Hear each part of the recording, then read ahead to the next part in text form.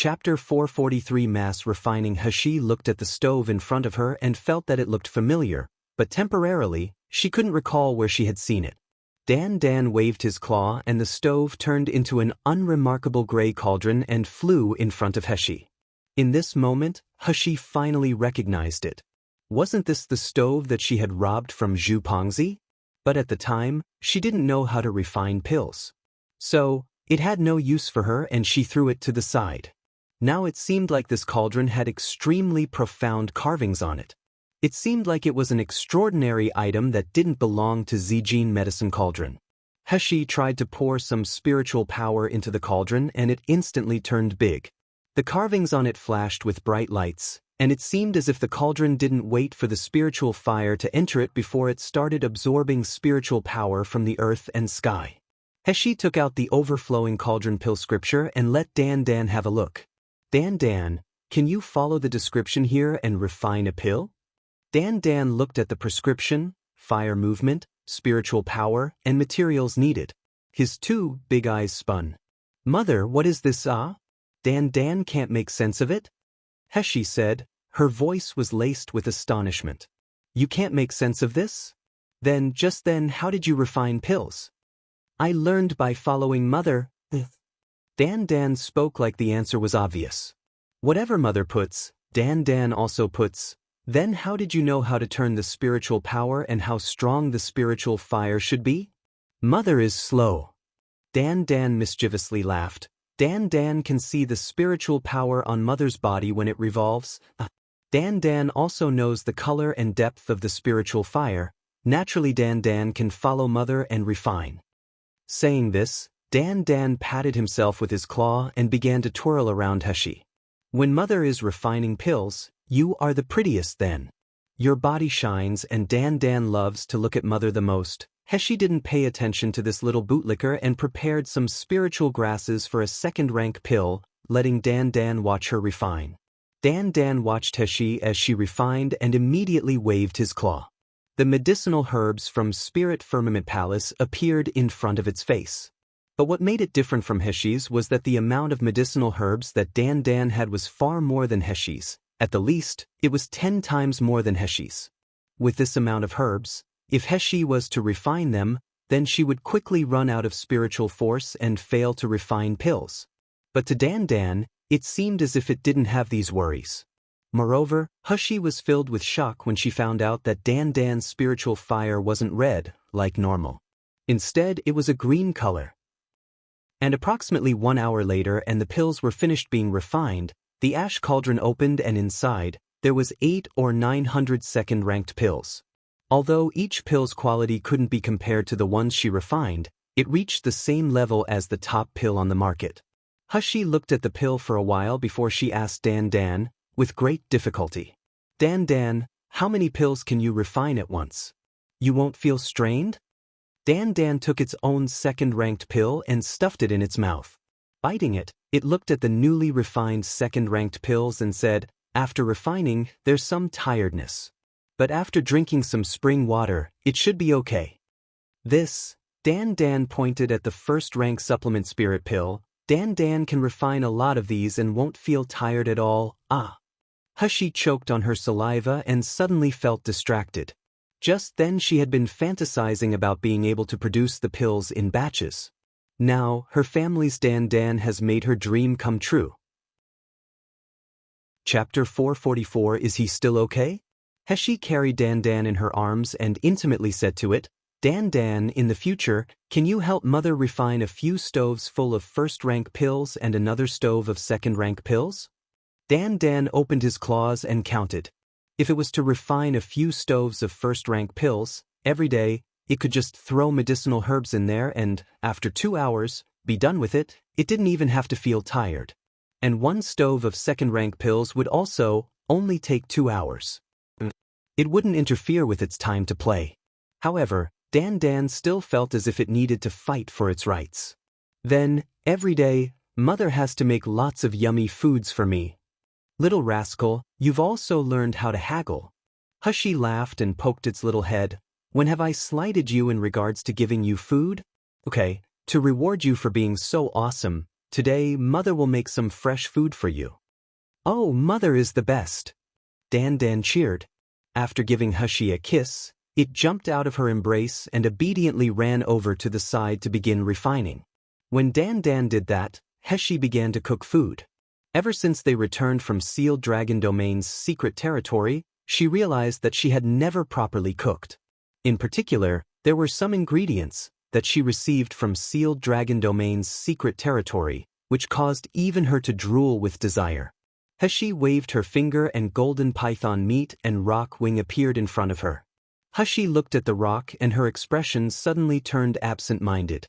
In front of her appeared the scene of that person standing in front of her, facing off against the crowd whilst giving her that dazzling smile. She was very clearly injured, but they still closely protected her. In her ears, she seemed to have heard that person's low and hoarse voice, which carried that magnetic sound. Are you willing to marry me? Nangongyu. How long has it been since she had seen that fellow? Was he still okay? He hadn't appeared for so long. Did the cold poison on his body not flare up? He didn't have any pain? Annoyed, Hashi shook her head. She was indulging in fantasies. How that fellow was doing didn't have any relationship with her.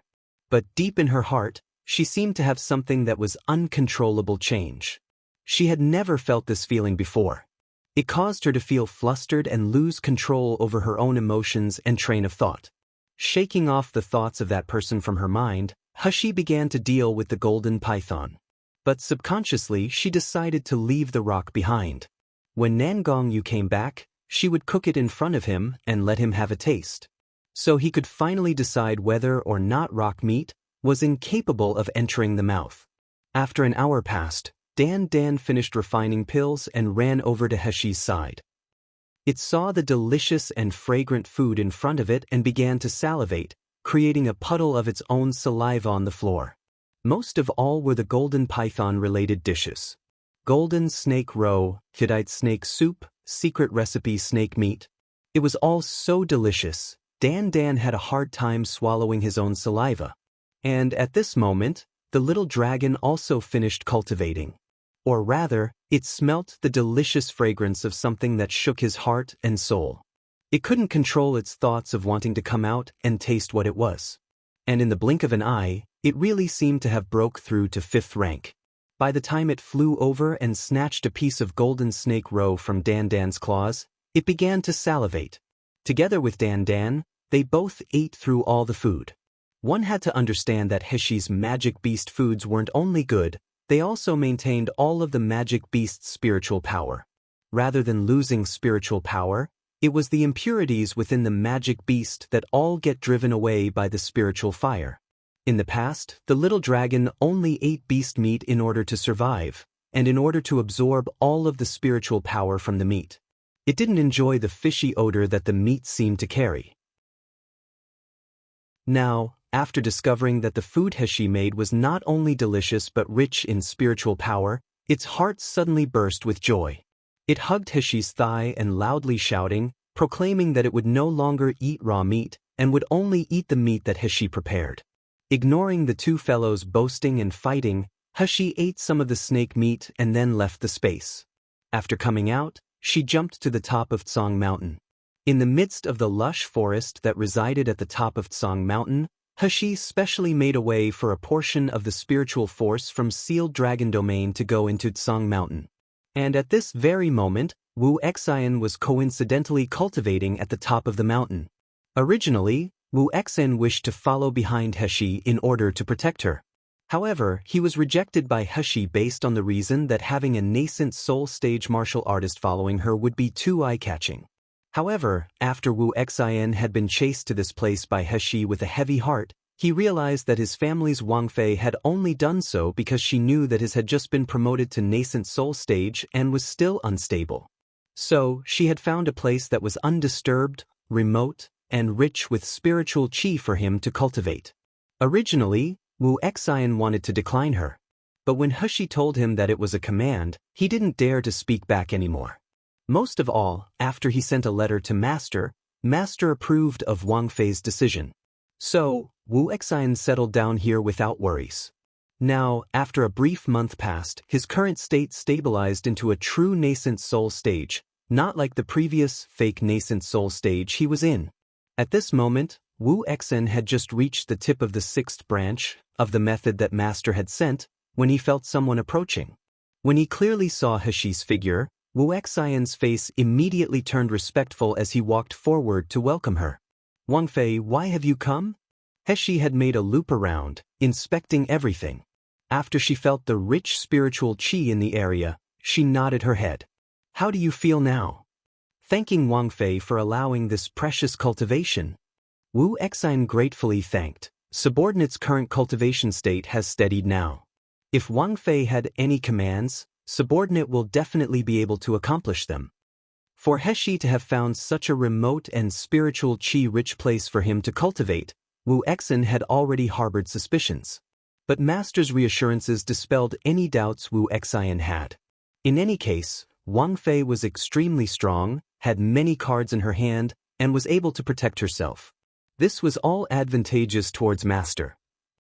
"May I ask if Wang Fei has any matters for subordinate to do?" When Wu Exen saw that Heshi hadn't responded for a while, he couldn't help but ask a second time. Heshi muttered to herself under her breath, while her face held an embarrassed expression. But suddenly, she threw a storage ring to Wu Exen and instructed, "The things inside this are remains of what I made too much. For you guys." Once she finished speaking, she didn't wait for Wu Exen to reply before she jumped into the air and instantly disappeared. Wu Exen blankly stood there for a long time. Why did he feel that Wang Fei's back always had the scent of fleeing? After a while, Wu Exen finally returned back to normal and used his mind to probe around the storage ring, bringing the contents outside. Soon after, a reddish-brown food box appeared in front of his eyes and the strong smell of food filled his nose. Wu Exen momentarily blanked out. Moreover, it wasn't just one food box inside this storage ring. It was actually two instead. Wu Exen thought for a moment before he went back to smell it again. This was what Wang Fei prepared for Master? But there were two food boxes, so was it that one of them was for himself? So if he ate one, there wouldn't be any problems? A few days later, a certain person, residing in the Magic Beast Forest, received a storage ring that contained a food box. When he smelt the familiar fragrance coming off of the food box in spirals, Nangong Yu buried his face in his hands and didn't budge for a long time. Chapter 446 Limited amounts to purchase. Later that same day, the sun was slowly setting on the horizon as Qin Long watched, with amusement, as his master put a reddish-brown food box by his bedside. Then he sat cross-legged in meditation. Occasionally he would open his eyes and gently caress the box. He carried a tender expression on his face that seemed to be deeply ingrained. If Qin Long didn't clearly see that it was a food box in front of Master, he would have thought that the food box was actually a beautiful woman instead. Over the following few days, Heshi was in seclusion in her space. She spent her time refining pills and practicing her Maha inheritance. And as for the pills she refined, she usually handed them over to Shisan. From there, Shisan would directly bring them to Xingde Hall to sell them. Before Shisan received any pills, he already knew that Miss could refine a numerous amount of pills in one day. But when he actually saw 1,000 first-ranked pills and 100 second-ranked pills, he turned speechless with shock. Although this batch of several thousand pills only had 200 or 300 pills that were first-rate supplement spirit pills, the remaining ones were still at the level of a high-quality supplement spirit pill.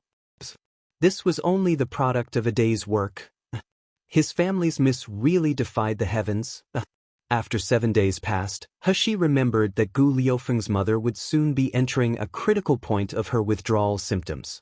After considering for a moment, she decided that it was still best for her to go assist her using her with spiritual power. So, she began to prepare to go to Xingde Hall to have a look.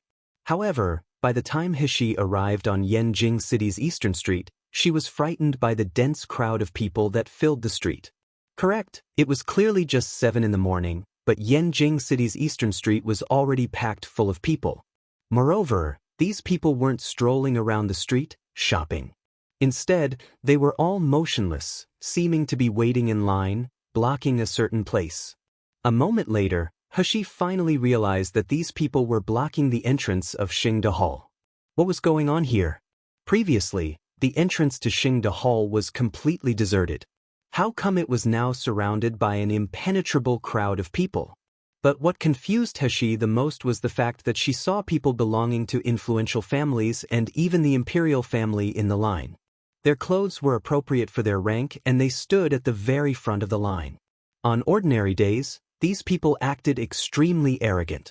However, now, they all obediently stood in line at the entrance, waiting for Xingde Hall to open for the day.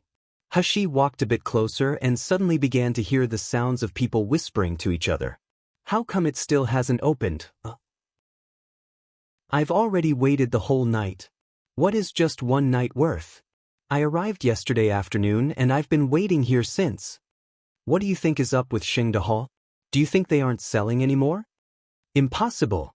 Yesterday I heard shopkeeper Zhou say, with my own ears, that Xingde Hall would be selling these first-rate pills every single day. But I heard that these pills are very time-consuming to refine, so there are limited amounts to purchase. Limited amounts to purchase? What's the limit? In front of us, there are so many people, will the line ever get to us? Ah? The people in the line suddenly cried out in grief. Most of all was the fact that the people at the front of the line were all from influential families. By the time they finished buying what they wanted, there wouldn't be any pills left for them. The person previously speaking heaved a sigh. What can be done? This is someone else's Xingde Hall and the pills are their own. However many they wish to buy is however many they will buy. And if they don't buy, you still don't have any means. But even if we can't buy top-quality supplement spirit pills, Xingde Hall sells other first-rate pills. The quality of those pills are better than the ones that other medicinal halls sell. I'm scared that I won't even be able to buy those. Another person followed up with a voice laced with excitement. That's true. A few days before, my Sherdihun fought for a bottle of Xingde Hall's first-rank supplement spirit pill. According to him, the crystal's power and purity in this pill is even better than the first-ranked pills that other shops sell. So don't even mention first-rate supplement spirit pills. 1. Sherdi, younger junior disciple. You say that the first-rate supplement spirit pill's essence purity reaches up to 99%? I heard that even the elders of the Doctors Association can only refine pills with an essence as pure as 85%. Xingde Hall isn't trying to cheat me, right? It's definitely true. This was directly from the Imperial Pharmaceutical Institution's appraisal. According to rumor, they set a contract with them on the same day. So you're saying that I can take this pill and cultivate up to meridian stage without having to worry about the poison in the pills accumulating in my body? Hey, who do you say has been refining these first-rate supplement spirit pills? Has anyone else on this continent successfully refined them before? I haven't heard of anyone being able to refine them. But if they're able to refine them to this level, then they have to, at least, be at the level of a great scholar, right? This group of people's guesses quickly led to an uproar. A great scholar level in refining pills and the highest-ranked doctor in Jinling country. The only person it could be was Nailan Zhengzi.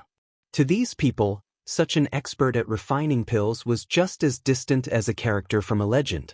Why would this type of person be refining pills for Xingde Hall? What type of background does Xingde Hall have? And weren't they unable to obtain any pills before and about to go bankrupt? None of you guys know? The person who broke the news at the start suddenly cried out in surprise. A few days ago, Xingde Hall exchanged owners. Moreover, it said that this new owner is quite competent. All these pills were brought in by the new owner. Moreover, Xingde Hall is currently only selling first-ranked supplement spirit pills. Reportedly, they have second-ranked pills on hand, and even third-ranked ones too. If one was able to buy even one pill, cuckoo, the back of the line was spiritedly discussing these things until finally, someone from the front couldn't help but come over and say, "You don't know this? Xingde Hall doesn't just sell supplement spirit pills. They sell an even more powerful and precious pill. It's known as Easing Meridian's pill." Easing Meridian's pill, what is that? It's a type of pill that has never been seen before on Miluo continent. It's used to widen the meridian channels of low-level martial artists. Once everyone heard what was said, everyone immediately exploded. Is this real or fake? The meridian channels of martial artists is decided by the heavens. The only way they can gradually be widened is by advancing in rank. Even Murong family's cold food pill can only cause people to promote in cultivation levels. We've never heard of a pill that could widen martial artists' meridian channels. When the group of people at the front saw everyone's astonished expressions, they felt even more proud of themselves for already having known and laughed. Of course it's true. The first few days they opened for business, the people of influential families and the royal family hadn't found out about the pill yet. I was fortunate enough to be able to buy a pill. Originally, I only took it to give it a try, and the result was that, after it widened my meridian channels, I also felt that my cultivation went up quite a bit. Not only this, but I also feel like my spiritual force revolves much faster now. Moreover, this pill isn't like Murong family's cold food pill, where you receive a boost for a little while and it fades away after a bit. I've been taking Easing Meridian's pill every single day, up until today, and my cultivation has been steadily upgrading. Easing Meridian's pill is much better than cold food pill. Once he said these words, everyone surrounded him suddenly shot envious or admiring looks towards him. This caused the smile on his face to grow even wider with pride. When Hushi heard their words, she secretly said in her heart, she truly did refine a stove full of these first-ranked pills. However, she hadn't given them a name before handing them over to Shisan. It looks like the fellow gave them the name Easing Meridian's pill. Although it wasn't extremely pleasant to hear, it was a much better name than the name that Shijia and the others, that group of unsophisticated people, gave the pill, which was Hercules' pill. Hushi felt that Shisan really had the gift of naming things. Was Murong family's cold food pill the same one she heard Gu Yulan talking about? Murong family was actually selling these pills in batches? Those men spiritedly discussing all seemed to be between 30 and 40 years old. The lowest, in cultivation, among them was at the beginning stage of foundation establishment stage while the highest was at the summit of foundation establishment stage. Each of their clothes were different, indicating that they were all from different sections. However, this didn't seem to affect their conversation much. But their conversation halted when they noticed Hushi walking closer to them. They saw that her lips were red, her teeth were white, she was still young, and she was at foundation establishment stage. One of the men in the group stood out, his face had a full beard, and he couldn't help but yell, "Little Xiongdi, do you want to buy pills too?" Heshi's expression remained indifferent, and she didn't say anything in response. The group of people thought that her silence was her tactically agreeing, so they couldn't help but burst out into laughter. "Xiongdi, you've arrived so late. Don't even dream about getting a best quality pill, you may not even be able to get a top quality one." Heshi's eyebrow raised in response. "Is there always this many people in line here?" "Of course there is." Another person responded to her at once, "If you don't come extremely early to line up, then forget about buying any pills. You may not even be able to touch a spiritual herb. After all, the spiritual herbs that Xingde Hall sells have much more spiritual qi than the ones that other stores sell." Following those words, the man with a beard nodded his head. "Moreover, even if we do line up like this, we can't compare to the imperial family and influential families, He pointed at the people lined up at the very front and heaved a sigh, clicking his tongue. "The only time we stood a chance was during the first few days, when everyone still didn't know. Lately, all of Xingde Hall's best quality pills have practically all been taken by influential families. If we were able by even one top quality pill, we would already be happy." When she saw this unusually lively scene, Heshi put down her heart. It looks like she didn't need to worry about how to sell the pills that she and Dan made. "Little Xiongdi, how about you wait with us for a bit? If I buy a lot of pills, then I'll evenly distribute some with you." Heshi waved her hands, refusing their good intentions. She turned around and flashed over to Xingde Hall's back door. In one jump, she landed on the second floor. Once Heshi reached Xingde Hall's second floor, she saw Gu Lufeng, Shisan, and shopkeeper Zhou all congregating here. Shisan and shopkeeper Zhou huddled together. In one moment they looked excited and in another, they looked anxious. She didn't know what they were discussing to elicit such reactions from them. Gu Lufeng sat on the bed, by an unconscious Gu Yulong. His expression was calm and gentle as he watched over her. When all three people caught sight of Heshi, their faces let out surprised expressions. Shi-san and shopkeeper Zhou immediately walked over to surround her. Because Shi-san had followed Heshi for the longest, he immediately started speaking without worries. Gongzi, the pills you gave me last time are nearly sold out. Even though we limit the amount that you can buy, we still can't meet the demand. Moreover, those people are too enthusiastic and too crazy. They've made it so that we have no other choice but to close down shop in the afternoon at Shinsher. Otherwise, there would have been no other way we could have been selling pills for so many days. Heshi faintly smiled on response. Then she took out a storage ring and tossed it over to Shi-san. Catching the ring, Shi-san used his divine knowledge to look through the storage ring and immediately turned lifeless. His two eyes protruded out, and for a while he didn't breathe. When shopkeeper Zhou saw that Shi-san didn't say anything for so long, he snatched the ring away without any explanation and used his own divine knowledge to look through it.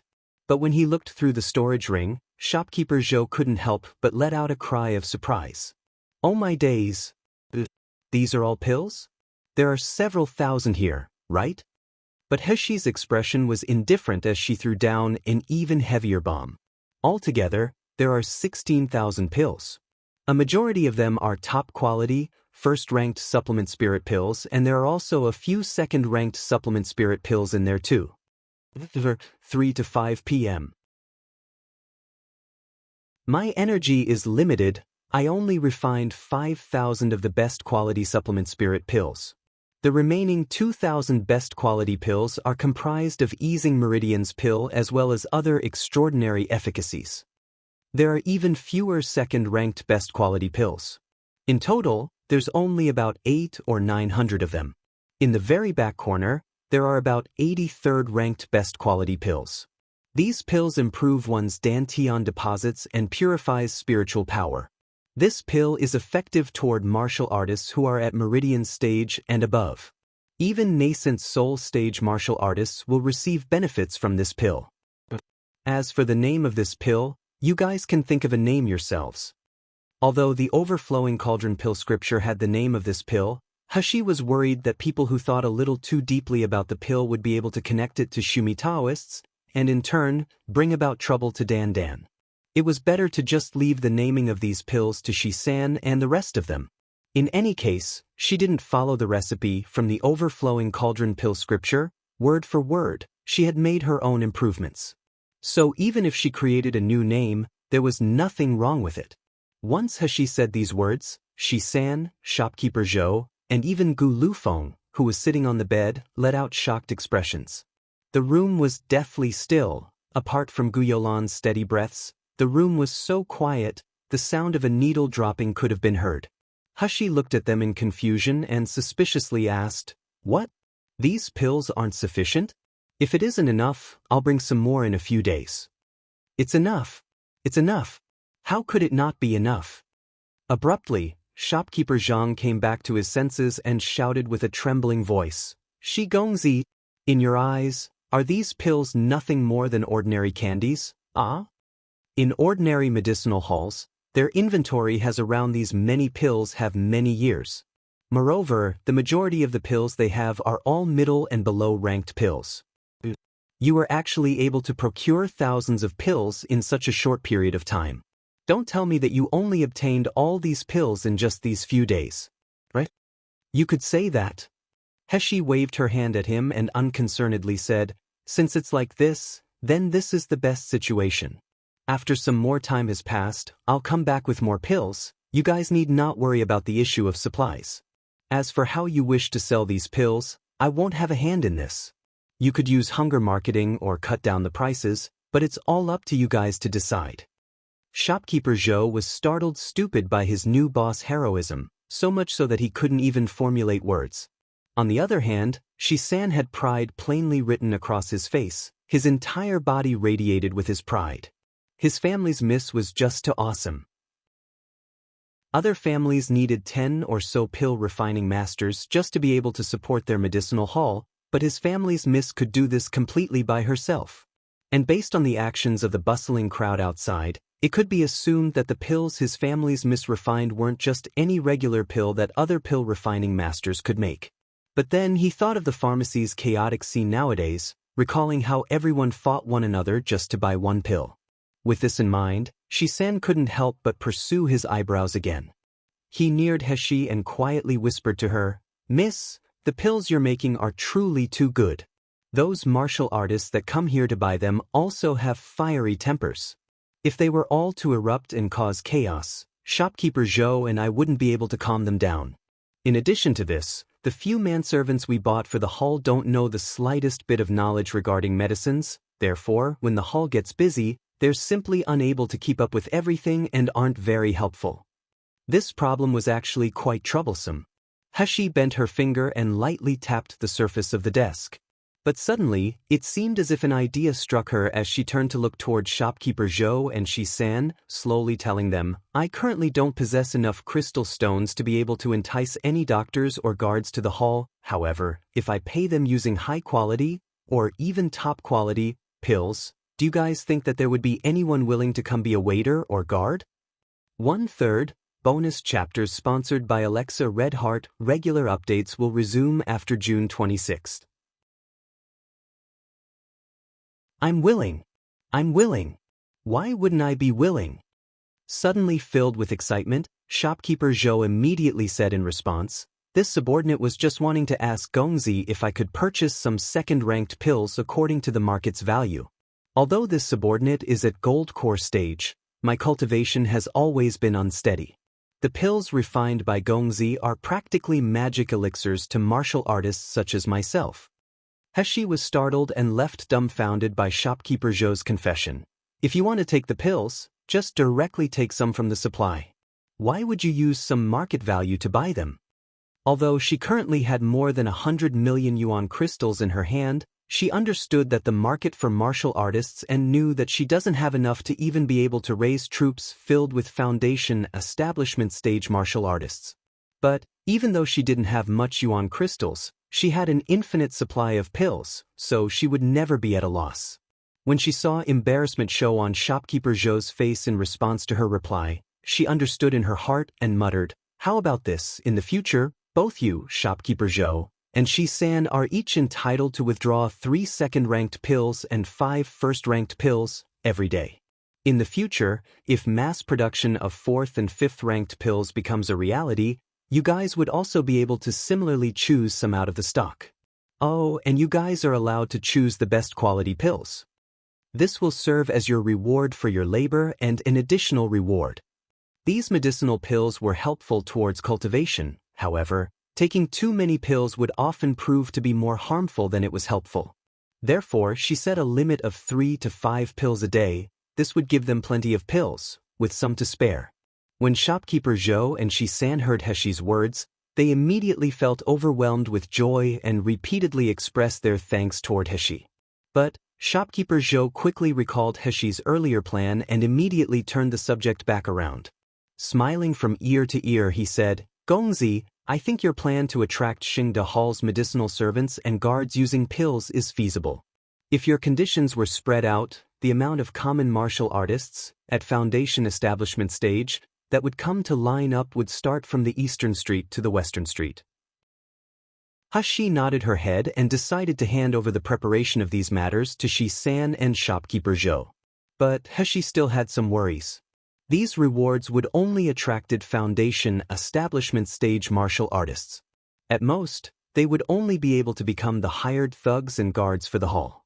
But if an expert or someone with a lot of power came to provoke the hall, these guards wouldn't be strong enough to keep them at bay. Regarding Meridian stage and Gold Core stage martial artists, they weren't impossible to attract either. After all, with money, you could do anything. But on the other hand, Heshi didn't have enough funds to pay them, and merely 1 or 2 bottles of pills wouldn't be able to have those high-level martial artists bowing their heads and taking orders. Secondly, by attracting high-level martial artists, they would naturally be guarding inside the inner hall. With these circumstances, it would be impossible for them not to touch upon Xingde Hall or her own secrets. If there was a spy sent by another family in the midst of these guards, then all her secrets would be exposed, and this was just too risky for Heshi. Unlike her current situation, the guards in large, influential families usually began their training at a young age. Under the family's watch, or the family, had some sort of handle on the guards that kept them from betraying them. When shopkeeper Zhou heard Heshi's concerns, he turned over to look at Gu Lufeng, but didn't say anything. But Gu Lufeng, who had been quietly sitting to the side and listening, suddenly opened his mouth and said, "Young Shuer, come follow me for a moment." Heshi didn't think much of it and mindlessly followed Gu Lufeng downstairs and into Xingde Hall's rear courtyard. There, Gu Lufeng led her to a corner and suddenly took out a jade slip, slowly beginning to channel his spiritual power into it. Soon, the jade slip began to glow with a soft light, and a passageway that could fit two people walking side by side appeared in the corner that had originally been surrounded by 3 walls. 2/3 bonus chapters sponsored by Alexa Redheart. Regular updates will resume after June 26th. Without hesitation, Gu Lufeng took the lead and slowly walked into the passageway. Heshi quietly walked behind him, studying the passageway as she walked along. She truly didn't expect there to be such a passageway in Xingde Hall's rear courtyard. Along the way, the passageway was deadly silent. All that could be heard was their quiet footsteps echoing in the passageway as they walked. But suddenly Heshi heard Gu Liufeng's soft and low voice sound out. "After that day, I looked into the name Nalan Heshi. Then, I came to understand that Nalan Heshi was Nalan Jing's concubine-born daughter who had always been abandoned to their courtyard located at the foot of Tsang Mountain. Furthermore, the rumors said that Nalan Heshi was weak, ugly, and suffered humiliation and bullying in courtyard but was unable to rebel against it." Heshi's footsteps faintly paused at his words and she raised her eyebrows. Afterwards, Gu Lufeng turned his head around. In the dim passageway his appearance was fuzzy, but his eyes were brightly lit up. "But the type of person Nalan Heshi is and how she lived her life doesn't concern me. This is because the person I've come to know is genius Dr. Shiyu. The person I've sworn loyalty to is Shiyu." Heshi's mouth lifted into a shallow smile, but she didn't respond. And Gu Lufeng no longer spoke either. He merely turned around and proceeded to walk further inside the secret passageway. After walking for about 7 or 8 more minutes, a small transmission array could be seen at the end of the passageway. At the sight of the transmission array, Heshi was filled with amazement. One had to understand that transmission arrays weren't at all common in Miluo continent. This was due to the fact that transmission arrays needed array masters at great scholar level to be created, and after their creation, they needed a large amount of crystal stones, every day, to stay open. Up until this point, Heshi had always thought that Gu Lufeng only had one medicinal hall under his name. But she understood, if he only had a single medicinal hall, it would be impossible for him to keep this transmission array open. As they neared the transmission array, the light from the array turned brighter and brighter, and in the blink of an eye, the pair appeared in the middle of a remote jungle.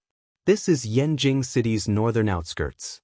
Because its spiritual qi is weak, just like the spiritual qi at the foot of Tsang Mountain, few people reside or visit here.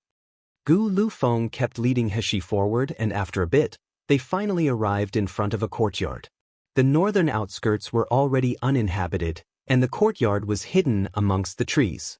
So, if somebody wasn't intentionally trying to find the courtyard, they would truly pass by it without a second thought.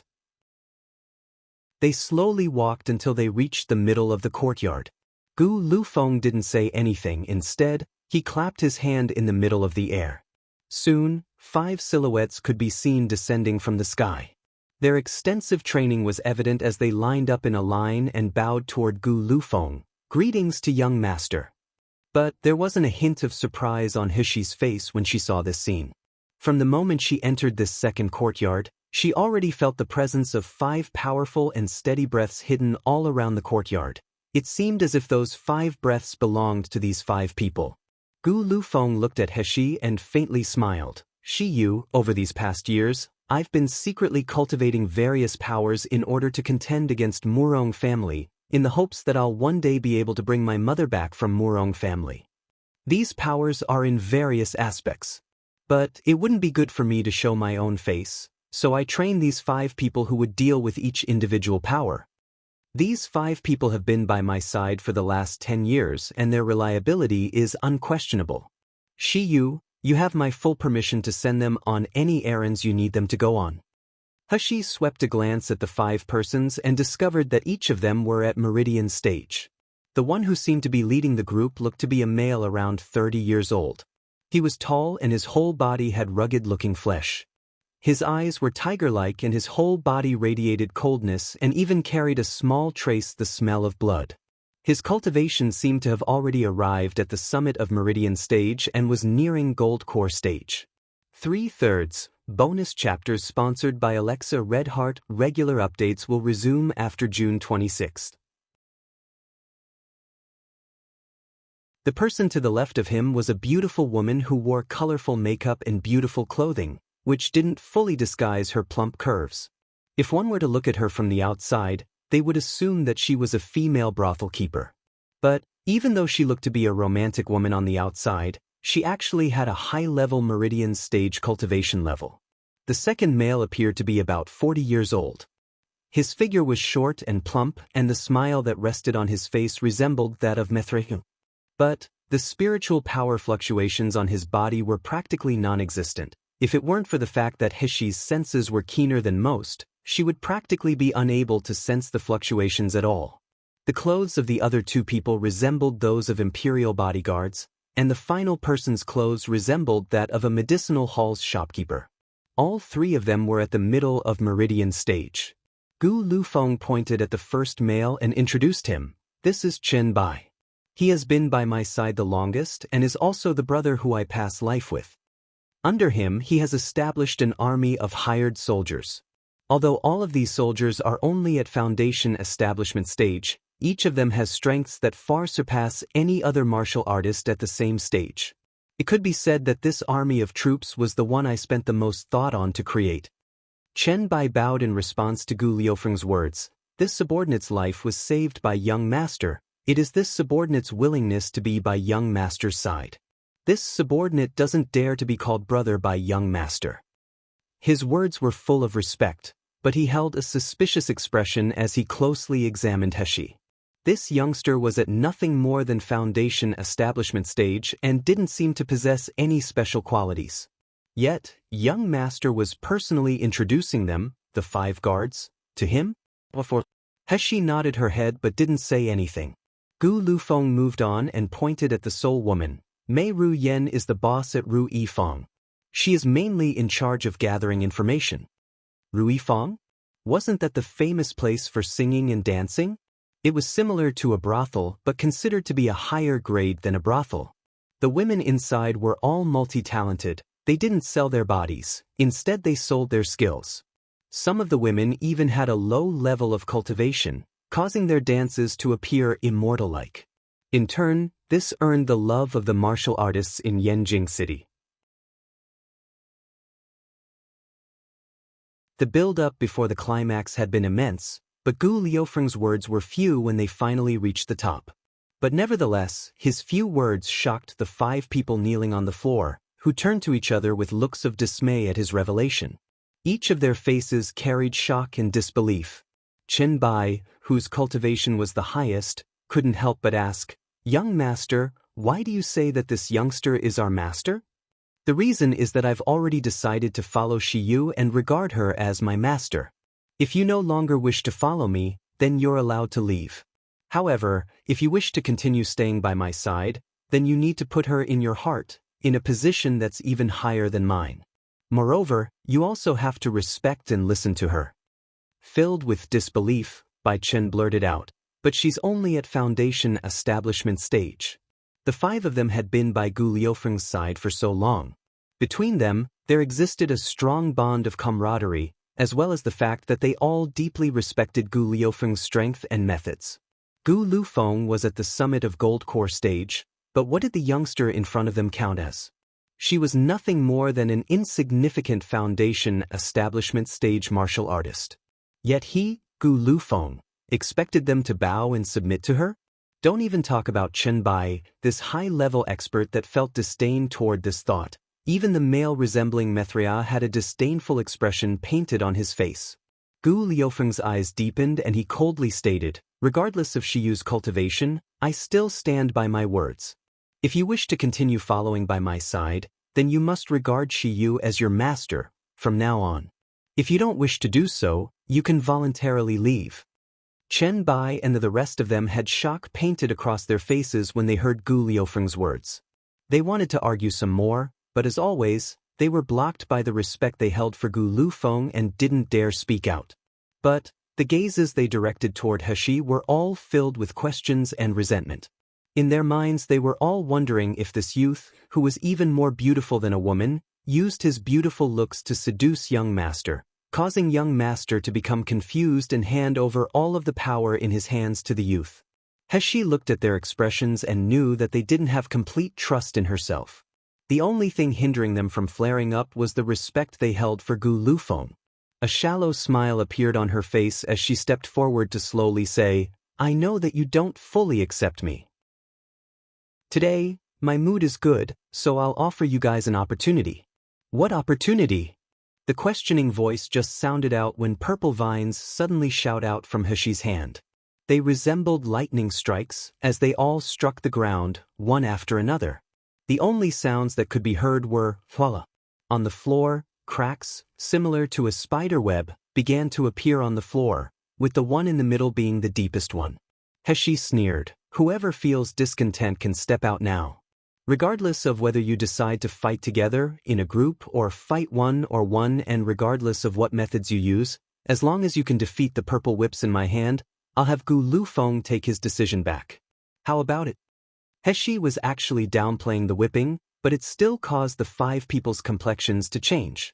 The ones whose expressions were most affected were Zhang Desheng and Zhou Huayan. They were 100% positive that they would be unable to produce such sounds, even if they had the same whip. But Chen Bai, who had the highest cultivation out of all of them, had a gloomy face as he stepped out and declared, I don't accept. This person was nothing more than a trifling foundation establishment stage martial artist. Yet, when he was handed a high-level weapon, he immediately turned unbridled. He was at Gold Core stage and the leader of a mercenary group. How could he possibly be scared by this? The purple vines in Heshi's hands softly swayed as Heshi sneered, let my words be marked. Today, my mood is good, therefore, I'm offering you guys a chance to provoke me. But, if you lose today, in the future, you can no longer act rude towards me. Otherwise, don't blame me if I'm rude. While she was speaking, the purple vine unexpectedly transformed into 5 separate roots and went in the direction of the 5 people. Don't dawdle, it'd be better if all 5 of you went up at once. This way, we can avoid having you all go one at a time and my time won't be wasted. When the 5 people heard what she had said, all of their expressions turned unsightly. Heshi's unbridled manner showed that she looked down upon them. In fact, she seemed to not even put them in her eyes. Bai Chen and Mei Ru Yan both exchanged glances with each other. Soon after, Bai Chen let out an earth-shattering scream and a large, golden knife suddenly appeared in his hands. And Mei Ru Yan's hands suddenly transformed into multicolored silks, tightly encasing everyone in a bubble.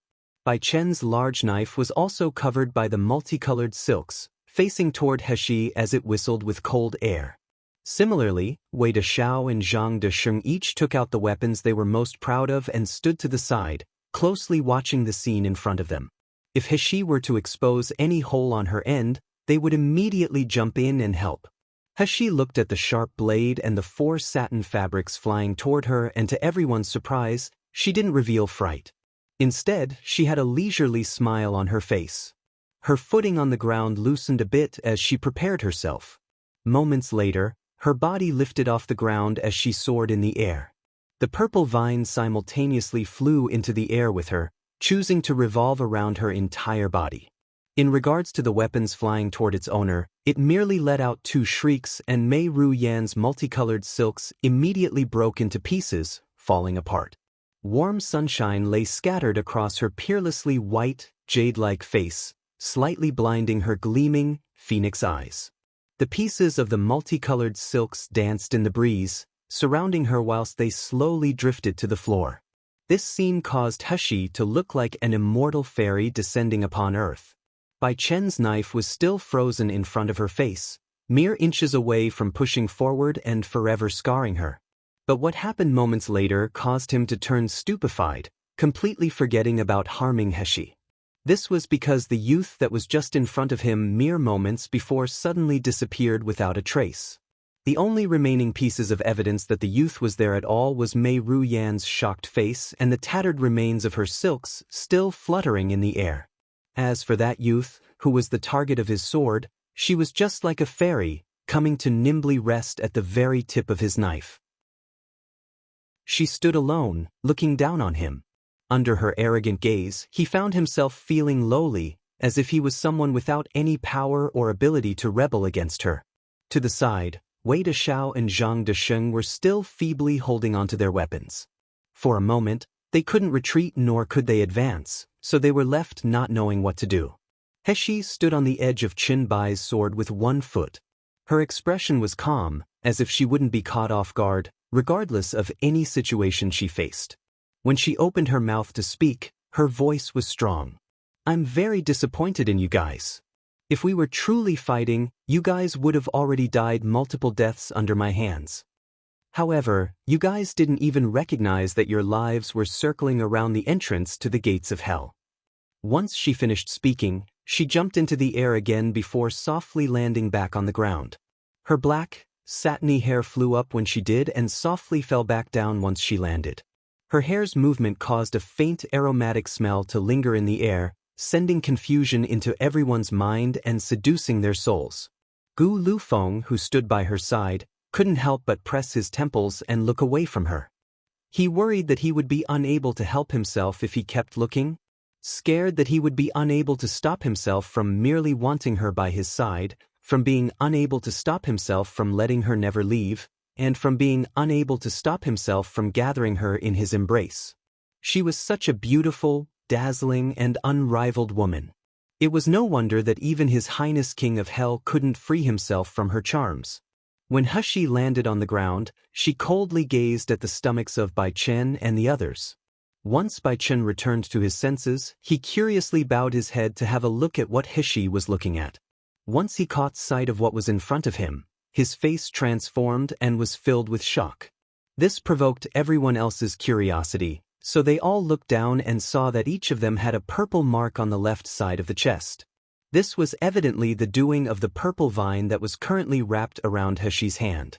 It was clear that, if Hashi were to wish to kill them, she could have very easily caused them an unnatural death during their fight, just then.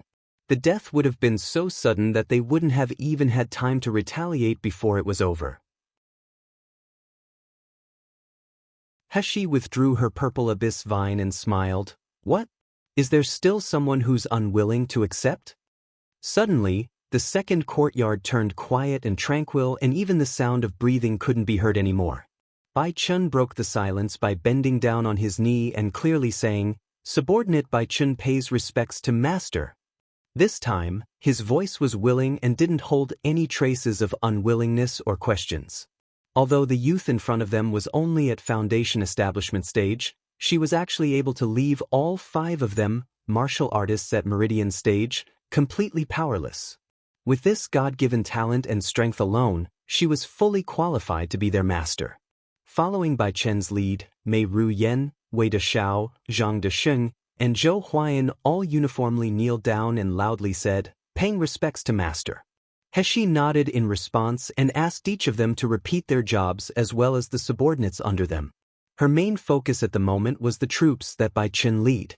After all, on Miluo continent, one's fist was what determined who got the last word. As it turns out, the troops were made up of about 50 to 60 people. Among them, 80% were at foundation establishment stage and the remaining 20% were at the initial stage of Meridian stage. The troops usually took missions from the black market. This way, they earned profit and also, conveniently, promoted their strength. By now, they had become somewhat well known in the black market for their work. Hashi said to Qin Bai, Pick out 4 experts at Meridian Stage and have them stand guard in Xingde Hall for a period of time. Chen Bai replied, Young Master has already informed me of this matter. This afternoon, those 4 people will report to Xingde Hall, asking Master to rest assured.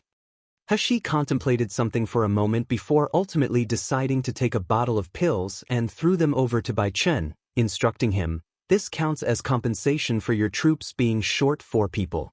Give this to people who are at high-level foundation establishment stage. In under a year, they'll be able to break through to Meridian Stage. Chen Bai caught the bottle of pills and was just about to ask He what these were for. But when he heard what she said, he was suddenly speechless. Coincidentally, Zhou Yan'an walked into the second courtyard at the same time and caught sight of Bai Chen's speechless expression. Laughing, he said, Qin Xiong, you've received a large profit. The pills in your hand right now are top-quality second-ranked Ning Yuan pill.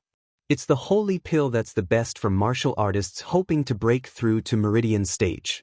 If this pill were to be brought to Xingde Hall to be sold at 100,000 yuan crystals, people would still be breaking each other's heads just to get one. I didn't expect that you would get an entire bottle of these pills from Gongzi for merely giving out 4 martial artists at Meridian Stage.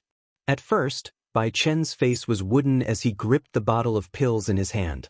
Then after a moment, his face lit up with joy and he knelt down, Many thanks to Master for bestowing these pills. Mei Ru Yen and the others all looked at the porcelain bottle in Chen Bai's hands with envy. Each one of them wished to rush over there and snatch that bottle away from him. None of them doubted that He refined these pills themselves, but they also knew that it was impossible for someone merely at foundation establishment stage to refine a pill like this. After all, martial artists at that stage couldn't even create their own spiritual fire, they could only rely on outside sources for a spiritual fire. Furthermore, if someone at that level were to refine a pill this method, refining a pill that had an essence purity of 60% or higher was impossible. She saw each person turn to look over at her. Under their burning gazes, she hesitated for a moment before taking out storage rings and throwing one at each of them. We'll consider these rings as today's first meeting gift. In the future, work hard. Regardless of whether it's pills or treasures, there'll be many in store for you guys. After she finished speaking, she turned to Gu Lufeng and waved her hand. Their 2 figures flashed and 2 streaks could faintly be seen heading toward the transmission array. Their abrupt departure was due to the fact that Gu Yulan's drug addiction was soon going to flare up again.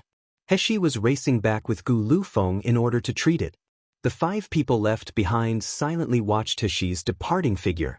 He's departure was so sudden it left them momentarily speechless. Soon after, someone used their divine knowledge to explore the storage ring and an AI ya was heard soon after that. So many treasures. There are even attack charms. Mei Ru Yen took out a small bell that was about the size of a palm and remarked with a trembling voice, This is a dreaming soul bell. It's the best attack weapon for martial artists practicing demonic techniques. The few people looked at each other in dismay. They had been shocked by their family's new master's liberalness with money. Zhou Huayan swallowed his saliva. Gu, do you know why we've suddenly received a new master? Why would young master rely on him? Moreover, it's rumored that the new pills Xingde Hall has been selling lately have all been brought in by him. This person wouldn't be an aristocrat of some large, influential family, right? Zhou Yan'an curled his lip and darkly replied, You're surprised by this? If they were to know that the top-quality and high-ranked pills being sold in Xingde Hall were all single-handedly refined by Shigongzi, wouldn't they be scared to death? But this fact was truly too important. Even if all the people in front of him were trustworthy, Zhou Yan'an still didn't dare to say anything. He merely coughed under his breath and said, This Shigongzi is the same genius doctor that I told you guys about previously. He has given our master a great favor. Not only has he helped master bring his mother out of Murong family's grip, he's even slowly helping heal her of her sickness. It can be said that young master's life is Shigongzi's, so naturally, our lives are also Shigongzi's. In the future, we must treat Shigongzi as our true master. After saying this, Zhou Yan'an pointed at the porcelain bottle in Qin Bai's hands and said, Trust me. As long as you guys listen to Gongzi's words, the benefits you'll have in the future will be boundless. Everyone looked at the porcelain bottle in Chenbai's hands, and suddenly their gazes were burning again. If Shigongzi were to give them a similar top-quality pill, then their rank upgrade would be just around the corner. Once they returned to Xingda Hall, He immediately began to treat Gu Yulan. Again, she injected her and transferred a bit of her wooden attribute's spiritual power to her. After this, Gu Yulan woke up for a period of time, completely bewildered. She caught sight of He and instantly seemed to turn teary-eyed, mumbling incoherent things under her breath. But because cold food pills' influence on her wisdom was too large, she fell unconscious again shortly after she opened her eyes. After washing her hands, He walked outside to a pavilion with Gu Lufeng. When she saw his grave and worried expression, she couldn't help but begin to comfort him. "Don't worry, your mother's wisdom has already improved a little. Because this type of poison slowly corrodes, recovering her wisdom will also be slow, thus causing the process to be challenging. We can only slowly go through the suffering. But luckily, your mother has already passed through the most challenging stage." When Gu Lufeng heard Hexi's words, he couldn't help but smile. "To have little Yue, who's both a genius doctor and my master, treat my mother, what do I have to worry about?" He looked at his demonically charming expression and gleaming peach blossom eyes. His entire person felt as if it had returned to its languid and rascally self that was present in sealed dragon domain. But what was different from then and now was that he was no longer wearing a mask, and the grief and melancholy that once resided at the bottom of his eyes was gone. It was evident that he had let go of his previous sorrows.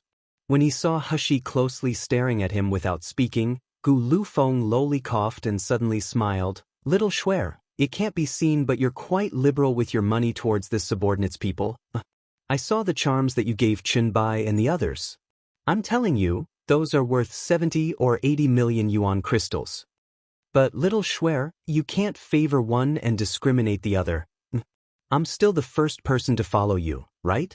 Speaking of this, how come everyone else has had a first meeting gift, including Zhou Yenin, but I haven't gotten mine?" While Gu Lufeng was speaking these words, he was leaning on one of the pavilions' pillars. His mouth was faintly lifted into a ghost of a smile and his peach blossom eyes were full of joy.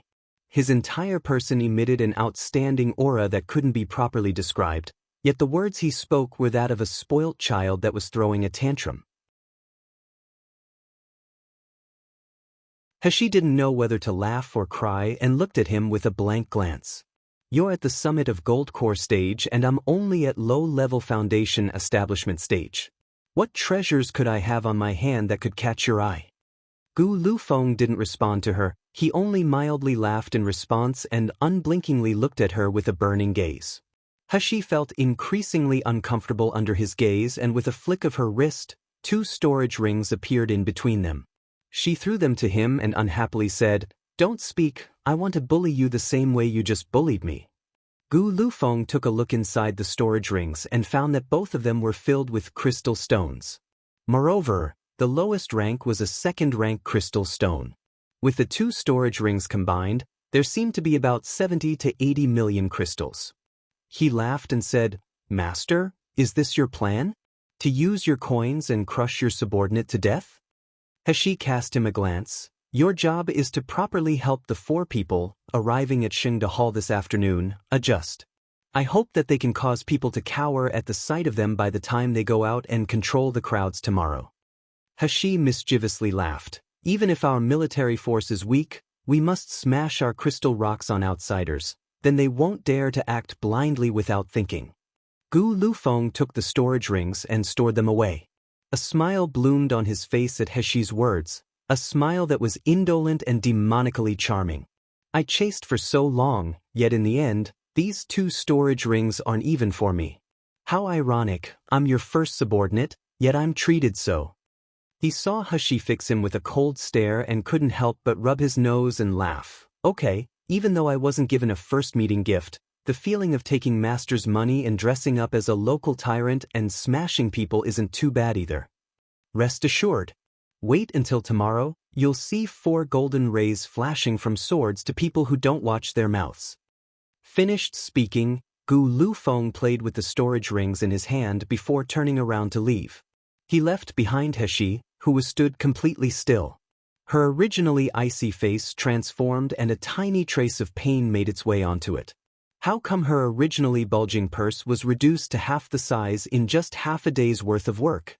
And don't even mention the treasures she raked in during her time in Sealed Dragon Domain's secret territory. Even the crystal stones she earned from selling her pills were practically all gone. Thinking some more, she also thought of how she had to buy Shijia and the others, these 10 people, clothing once they left the mountain. Just thinking of all the money she was losing pained her. Others spent money like running water, she spent money like flood waters. Not only that, she also had to bring up numerous subordinates in the future. It would be better for her to go exploit her family's treasure, Dan, and refine more pills. On the second day, Shengda Hall's doorway was just as lively as the previous day. The long lines stretched through the entirety of the eastern street. But what gave everyone lined up a pleasant surprise was the fact that, today, Shengda Hall decided to open shop earlier than expected. Not only that, there was a male that claimed himself as shopkeeper Shi who appeared in front of everyone. With a wide smile stretched across his face, he announced in front of everyone, "These last few days has been Shengda Hall's experiment with reopening business. Today, we've officially decided to reopen Shengda Hall. In order to show our thanks to everyone for their enthusiastic support over these past few days, we've decided to greatly increase the amount of pills that can be bought today, as well as the time you have to buy them." After saying this, Shi-san slightly turned around to point at the medicine cupboard. On the cupboard there were various porcelain bottles all neatly arranged. Today we've made 3,000 best quality pills and 10,000 top quality pills available for purchase. Among this is also 100 second-ranked best quality pills. Of course, in the future and depending on the situation, we may decide to release a few third-ranked best quality pills to the public. Once Shi-san's final words were out in the open, the raptly listening crowd immediately exploded and everyone's voices could be heard speaking at once. Second-ranked and third-ranked best quality pills. That implied that these pills would have significant results on Meridian stage and Gold Core stage martial artists. Even nascent Soul stage martial artists could receive some benefits from these pills. Moreover, this could all occur without any poisoning. Just what type of best quality holy pill was this?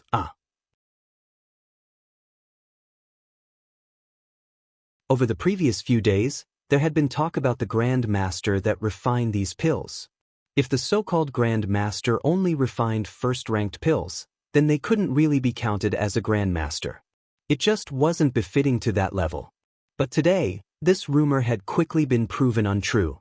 As it turned out, the other person had already refined second and third-ranked pills. They just simply didn't wish to start selling them yet. Shi-san extended both of his hands out and made pressing down motions, quieting down the crowd. Although he was at no more than foundation establishment stage, his words already carried the steadiness and imposing manner that a leader possessed. However, in order to assure that everyone, who waited in line for so long, is able to purchase pills from our medicinal hall, we've decided to set a limit on the amount of pills you can purchase. Each day, you may only buy up to 3 best quality pills and up to 5 top quality pills. What? You can only buy 3 top quality pills? Once Shi-san uttered those words, the housekeepers from large, influential families that were lined up at the very front of the line suddenly became discontent. When they heard Shi-san speak of expanding the time people could buy pills, they were planning to buy every single pill, leaving nothing for everyone else. But if everyone was only entitled to 3 pills at most, how could he possibly do what he had set out to do? The old man, wearing yellow clothes that belonged to the Huangfu family, who stood at the very front of the line immediately angrily burst out, "Youngster, do you know what type of people we are? For us to come to your small Shengda Hall to buy medicines is giving you face. I'm telling you to be mindful. Just give me all of the best quality pills as well as those 100 ranked ones and let me take them away." This old man would even be willing to pay you triple your original price for this. But if you still refuse to see my good intentions, don't blame me for being rude. Once he finished speaking, 7 or 8 martial artists wearing similar clothing appeared from behind the old man's back. Each of them was a high-level foundation establishment stage martial artist, and they were being led by someone who was at meridian stage. All of them stared at Shisan with ill intentions clearly written in their eyes. But Shisan's response to being threatened by these martial artists, whose cultivation was clearly much higher than his, was just to sneer at the old man. Regardless of who comes to our Xingde Hall to buy pills, they're first and foremost our customer. All of the martial artists behind you also bore through the night, just as you did. If we were to let you take away all of the best quality pills, how would we be deserving of their support? Shisan's response caused appreciation and happiness to rise in the martial artists lined up behind this group. Those people from influential families were arrogant and domineering, often cutting in line. Over these past 7 days, all the pills had been taken away by them, so even though they had waited in line for so long, their chances of being able to buy even 1 or 2 pills were low. Shisan's actions today were clearly in consideration towards them, martial artists who didn't have much of a family background. How could they not be moved to tears? When the old man heard Shisan's words, he felt absolutely infuriated. Turning around, he waved at the guards behind him and bellowed out orders. Ruthlessly lecture this youth for me and rob all of the remaining pills. I want to see if Xingde Hall has gotten lofty aspirations after eating a leopard's bladder, since they actually dare to face off against our Huangfu family. When the crowd saw those 7 to 8 martial artists were just about to rush toward Shisan, each one of their faces showed anxiousness. But Shisan was completely calm and merely raised his hands up and clapped once. In the blink of an eye, everyone felt as if they saw a golden streak flashing by, nearly blinding them as it passed. After a moment, when everyone composed themselves and focused more on those streaks of light, they saw that 4 martial artists at Meridian Stage had positioned themselves in front of Shisan. If it were only martial artists at Meridian Stage, nobody would bat much of an eye. However, what caught everyone's attention were the things on their body. Each person had the same set of 4th-ranked defense clothes, flying light sword, flowing light boots, and assembling spirit jade hat. When these 4 people appeared, everyone felt as if they were looking at glittering lights and everyone's eyes were brightened in shock. For a moment, it was absolutely silent in front of Xingde Hall. Even the fiendish old man and his several guards were shocked speechless. That was actually a full set of 4th-ranked clothes. Even one piece of those clothes would be worth about 1,000,000 yuan crystals. If the whole suit were to be calculated, you wouldn't be able to beat it without at least 20 million yuan crystals. Huangfu family's old housekeeper's face was filled with shock and bewilderment. These were nothing more than guards for a medicinal hall, yet they actually wore clothes that cost upwards of 10 million yuan crystals. Even the rich and imposing Huangfu family would be reluctant to do so. Just who was the new master of Xingde Hall? In moments, the people who wanted to take advantage of this crisis for their own personal gains and argue against Xingde Hall's new stipulations no longer dared to act rashly. This large show showed how big a hand Xingde Hall's new master had. Everyone now believed that this new master must have come out of a large sect or large influential family and collectively decided not to act rashly without understanding everything about the situation. After successfully passing this 7 days test, Xingde Hall was officially opening for business, and naturally, it was doing exceptionally well. Over the following days, the medicinal hall's newly hired servants' feet barely touched the ground.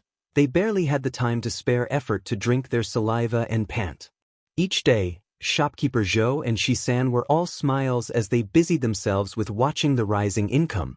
By contrast, Jixing Hall, which had been full of people just days before, now sat unfrequented and incomparable to Xingde Hall. After all, their medicines couldn't compare to other medicinal halls, and their hall's doctor was only a first-ranked doctor, whilst Zhou Yenin was at the very least a second-ranked doctor. Adding on to this was the fact that Xingde Hall's reputation had always been good, better than Jixing Hall's. So, now that they were selling best quality pills, people would naturally rush to go buy from Xingde Hall. Jixing Hall's waiters, little manservants, and part-time workers all miserably looked toward the lively Xingde Hall across from them and heaved a sigh. At this moment, they suddenly saw a man that looked to be about 50 years old. His face didn't necessarily look pure as he was slowly walking into Ji Xing Hall. When he saw Ji Xing Hall's bleak and declining state, his face couldn't help but become heavy as he coldly snorted. Shopkeeper Yu, who was originally asleep at the front desk, immediately returned to his senses once he heard that cold snort. When he raised his head to look and caught sight of the old man, he seemed suddenly frightened and jumped out of his chair to welcome the visitor. "Dr. Chang, why have you come?" Dr. Gu, who was previously hiding in the back of the hall, also hurriedly rushed out to respectfully greet Dr. Chang when he heard shopkeeper Yu's words. Dr. Chang impatiently waved his hand at their greetings. Instead, he pointed at the lack of business in Ji Xing Hall, then turned to point at the lively Xingde Hall, who still had a long line of people waiting to enter, and coldly asked, "What happened? Master, had you come here to reopen Ji Xing Hall to completely suppress Xingde Hall, so much so that they wouldn't even be able to lift their heads up? Just how exactly do you guys handle things?" Dr. Gu wiped at the cold sweat on his forehead and didn't even dare to lift his eyes as he promptly replied. Replying to Dr. Chang's question, Xingde Hall recently changed masters. Ever since a new master took over, they began to sell a type of supplement spirit pill. The maximum spiritual force this best quality supplement spirit pill can contain is 12 crystals, and the Imperial Pharmaceutical Institution appraised it to have an essence purity of 99%. Ever since Xingde Hall began to sell these pills, all of the customers began to line up there. Adding on to that is the fact that Zhou Yenin is a second-ranked doctor and Ji Xing Hall only has Xiaoda to oversee it, so Dr. Gu's words were spoken very cautiously. He, alongside Ji Xing Hall's shopkeeper and waiters, had all been directly employed to work here. The person that hired them was exactly this Dr. Chang's master. His master was a man whose clothes were gray, wore a windbreaker and cloak which covered his facial features. When the man had originally hired them, he once said that Xingde Hall's supply of pills has already been cut off. In the end, the hall would become deserted and hard to maintain. All they needed to do was open Ji Xing Hall and properly run it, and Xingde Hall would be destroyed within a day. This person named Dr. Chang was named Chang Sheng. He was actually a fourth-ranked doctor and was that gray-clothed male's trusted confidant. This Ji Xing Hall was actually under Dr. Chang's name, so he could be considered as half of their master. Now that Ji Xing Hall was so dismal, how could Dr. Gu not be terrified? Dr. Chang wrinkled his brows and confusion flitted past his eyes. "Do you know who Xingde Hall's new master is?" Terrified, Dr. Gu shook his head and said, "I don't know, but I did send some of our hall's little manservants to nose around Xingde Hall. According to the information we've received, Xingde Hall's master should have a large influence." "Oh." Dr. Gu choked on his saliva before replying. "Xingde Hall's 4 inner hall guards all wear clothes and possess weapons that are 4th rank. If the master doesn't have a large influence, where would the big hand come from? Not only that, but I heard that a few days ago, when someone tried to create a disturbance, a gold core stage martial artist and a nascent soul stage martial artist, that nobody knows where Xingde Hall found them from, came out to suppress the person. When that deep spiritual force started pressed down, everyone immediately no longer dared to budge." Dr. Chang's eyebrows were already creased as his face fluctuated between emotions. "Has anyone looked into the identity of the refining pharmacist?" "No." Dr. Gu shook his head and continued, "But the refining pharmacist is reportedly exceptionally strong. Currently, they're selling 1st and 2nd ranked pills. In the future, they'll sell 3rd and even 4th ranked pills. If they are truly able to refine 4th ranked best quality pills, then wouldn't they, at the very least, be at Grand Master level?" The ranks of refining pharmacists and doctors were completely different. The main divisions were entrance level, learner's level, pre-master level, master level, grand master level, heaven's master level, pre-ancestor level, and sacred ancestor level. But on Miluo continent, there were few who could achieve master level as refining pharmacists. There were even fewer grand master refining pharmacists. If the person refining these best quality pills was truly a grand master refining pharmacist, the situation would become serious. Dr. Chang's expression turned unsightly as he incoherently muttered to himself. After a while had passed, he finally clenched his teeth and said, "Have you guys bought that best quality pill? Take it out so I can have a look." "We haven't. Dr. Chang, you've seen with your own eyes how long the line is. We wouldn't even be able to fight for it." Dr. Tang unhesitatingly said this and looked down, but nobody saw the flickering light in his eyes when he did so. He would be dumb to hand over the best quality pill he had to Dr. Chang. That pill was what he had fought others for when Xingde Hall had initially began to sell those pills, before anyone had started lining up. He still wished to use this best quality pill to advance in rank. Dr. Chang suddenly became furious and angrily yelled at the surrounding waiters and little manservants, "Rubbish! You're still not going to line up and buy it for me." Ji Xinghall's originally lazy little manservants and waiters were shocked silly by the sudden yelling and all ran out to go buy some pills. But when they looked at the unending line, if they lined up now, would there still be time for them to buy pills? Dr. Chang's face was ashen as he coldly looked at Xingde Hall, which was sitting right across from Ji Xinghall. Best quality pills. He hadn't expected that the master refining pharmacist that caused such a sensation in the black market would actually work together with Xingde Hall. Originally, Xingde Hall had already been suppressed by them. It was like an arrow at the end of its flight. But right now, the most important thing wasn't Xingde Hall anymore, it was the identity of that refining pharmacist. After coldly staring at Xingde Hall for a long time, Dr. Chang suddenly began to make his way over to Xingde Hall's front desk. Once he arrived in front of Zhou Yenin, he lifted his chin and frostily demanded, "Bring me a bottle of best quality pills." Flabbergasted, Zhou Yenin raised his head to look at the man who spoke. He was completely unfamiliar, and before he had time to recognize him, the people lined up behind him already started to voice their complaints. One by one the customers began to shout, "Who are you, ah? Don't you see us all lined up? Is it because you think you're somebody, ah? Don't you see that even the people from influential families are lined up as well?" Dr. Chang didn't get to say anything when Ji Xinghall's shopkeeper Yu, who had followed behind him, angrily burst out, "Presumptuous! This is our Ji Xinghall's Dr. Chang, a doctor that the Doctors Association recognized as a fourth-ranked doctor. You guys actually want to be presumptuous toward a grand fourth-ranked doctor?" Once those words had been said, the shouting voices immediately quieted down. Fourth-ranked doctor. It was actually the same rank as Jin Ling's first doctor. Moreover, the status of a doctor was quite particular. If someone offended a doctor, they would meet countless assassination attempts. Dr. Chang looked at Zhou Yenin and quietly coughed. "What? Shopkeeper Zhou, we're both people who learn medicine. You wouldn't even be willing to give me face and sell me some pills?" Zhou Yenin didn't have time to voice his thoughts before Shi-san interrupted the conversation and impolitely said, "Dr. Chang, right? Truly embarrassing.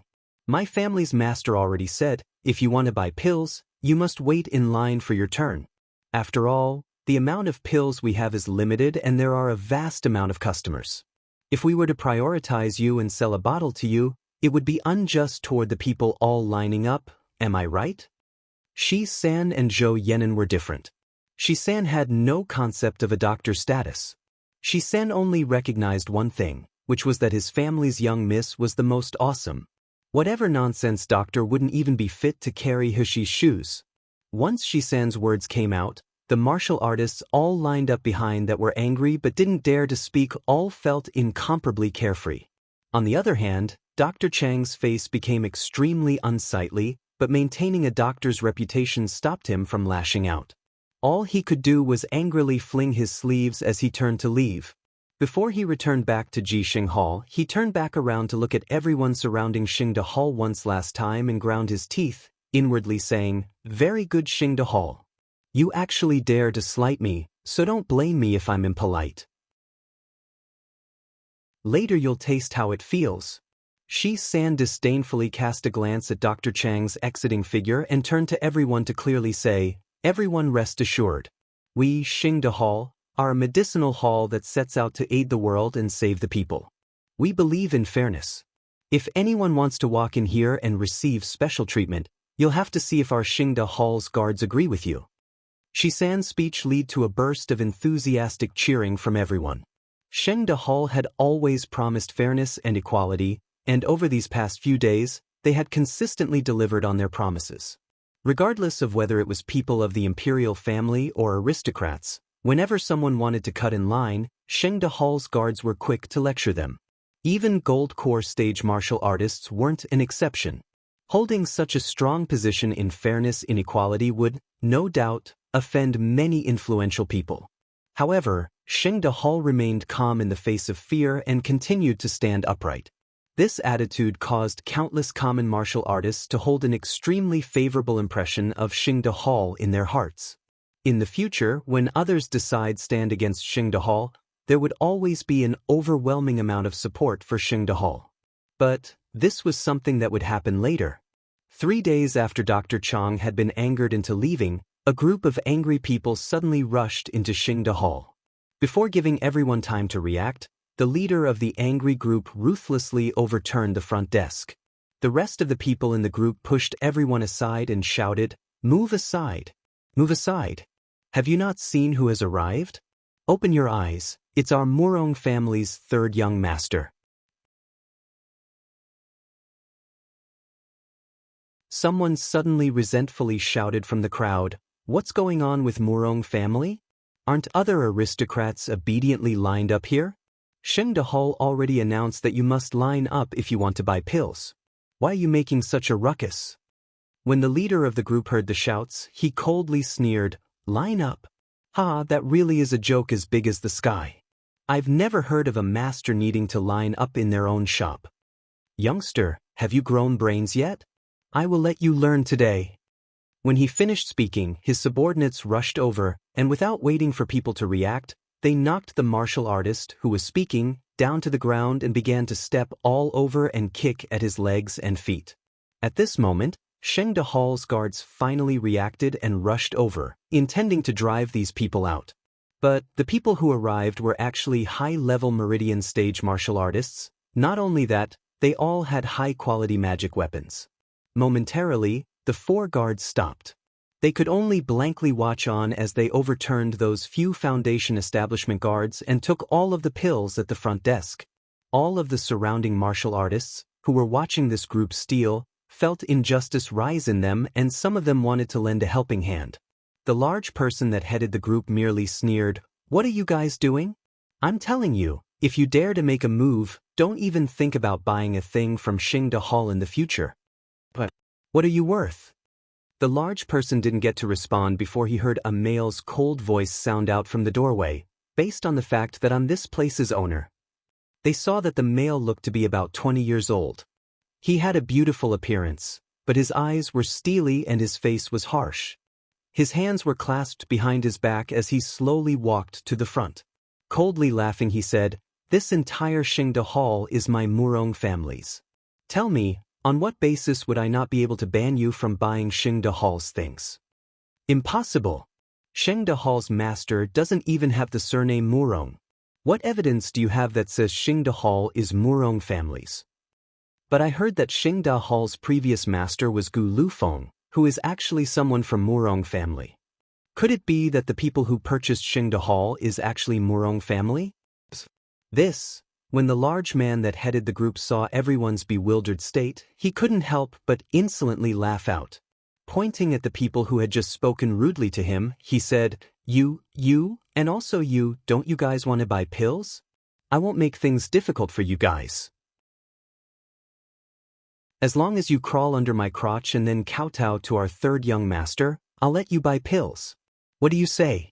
As he spoke, he pointed at his own crotch with a face full of haughtiness and arrogance. The 3 people he called out were as red as a tomato. They all waved their sleeves and turned to leave. But this aggressive group was like a cat teasing a mouse. They seemed to insist on wanting to humiliate the 3 men as they forced them to kneel on the ground and seemed to offer them only the option of crawling under the large man's crotch. The 3 people were extremely vexed and their whole bodies shook as they struggled to get free. But despite their struggling, the fact was that they were only at Foundation establishment stage, and furthermore, they were one person versus multiple. How could they be Murong family's opponents? The several people that held the three men down all burst into laughter. For us to let you crawl under our leader's crotch is us looking highly upon you. As long as you obediently crawl and kowtow in apology to our third young master, we'll give you a whole bottle of pills after. Everyone saw the three people almost nearing the large man's crotch when suddenly a sword flashed like lightning as it struck something. The large man that had previously been lifting his leg in preparation for those three men to crawl under him suddenly let out a blood-curdling scream. He's saying I arrogantly. Soon after, blood began to quickly flow out of his crotch area. The person who was arrogant just moments before was now rolling about on the floor and wailing in pain. Who was it? The young man who had been called third young master of the Murong family had been scared stupid by the sudden scene before him. But soon after, he became angry and hot-blooded again. You even dare to attack this young master's people? Are you tired of living? As soon as he voiced his questions, he saw two men come out of Xingde Hall's inner courtyard's doors. The male was walking slightly ahead of the other, wore coarse, hemp clothes, and he looked to be no more than about 16 or 17 years old. His lips were red and his teeth were white. He was incomparably beautiful. However, from head to toe, no spiritual power fluctuations could be sensed throughout his entire body, yet his eyes seemed to carry frostiness, causing people to feel cold. The person following behind the youth had a slender figure and common looks. He emitted a faintly detectable powerful force that pressed down on people once he arrived. In his hands, he held a sword, clear evidence that he was the one who had just acted against the large man. Naturally, these two people were Heshi and Gu Lufeng. Today, Shisan was the one overlooking the hall. When he saw that the circumstances were turning for the worst, he immediately made the decision to run into the inner courtyard and bring Heshi and Gu Lufeng out. On Gu Liufeng's face, he wore a special human skin mask, so other people were unable to recognize him. Heshi looked at the fellow that proclaimed himself as the third young master of the Murong family and sneered at him. What are you? You don't even recognize me? You actually dare to appear in Xingde Hall? The youth burst into laughter before continuing. Listen properly, I'm called Murong Qianjian. I'm Murong Manor's third young master. This Xingde Hall is my Murong family's property, so naturally it's my property as well. You little bast even dare to move against me. You're simply too impatient to continue living. I'm telling you, if you're sensitive, you would obediently kneel down and apologize to me right now. Otherwise, in the future, I'll have you blacklisted from Xingde Hall. When that happens, don't even talk about medicine, we wouldn't even sell some grass to you. Ha! Heshi coldly looked at the arrogant youth as if she were looking at a dead person. Even if she knew that there were countless children that belonged to Murong family that couldn't be publicly seen, calling the idiot in front of her a straw bag would be elevating his status. Gu Lufeng neared Heshi's side and quietly whispered, Murong Qianjianwen, apart from his name is a brainless and an unskilled straw bag. I'm afraid that he's but a tool that someone instigated to come here and cause a ruckus in order to dig information out of us. Heshi sneered at his words. Seeing as this garbage has actually come annoyed me, there's no need to send him back in good condition.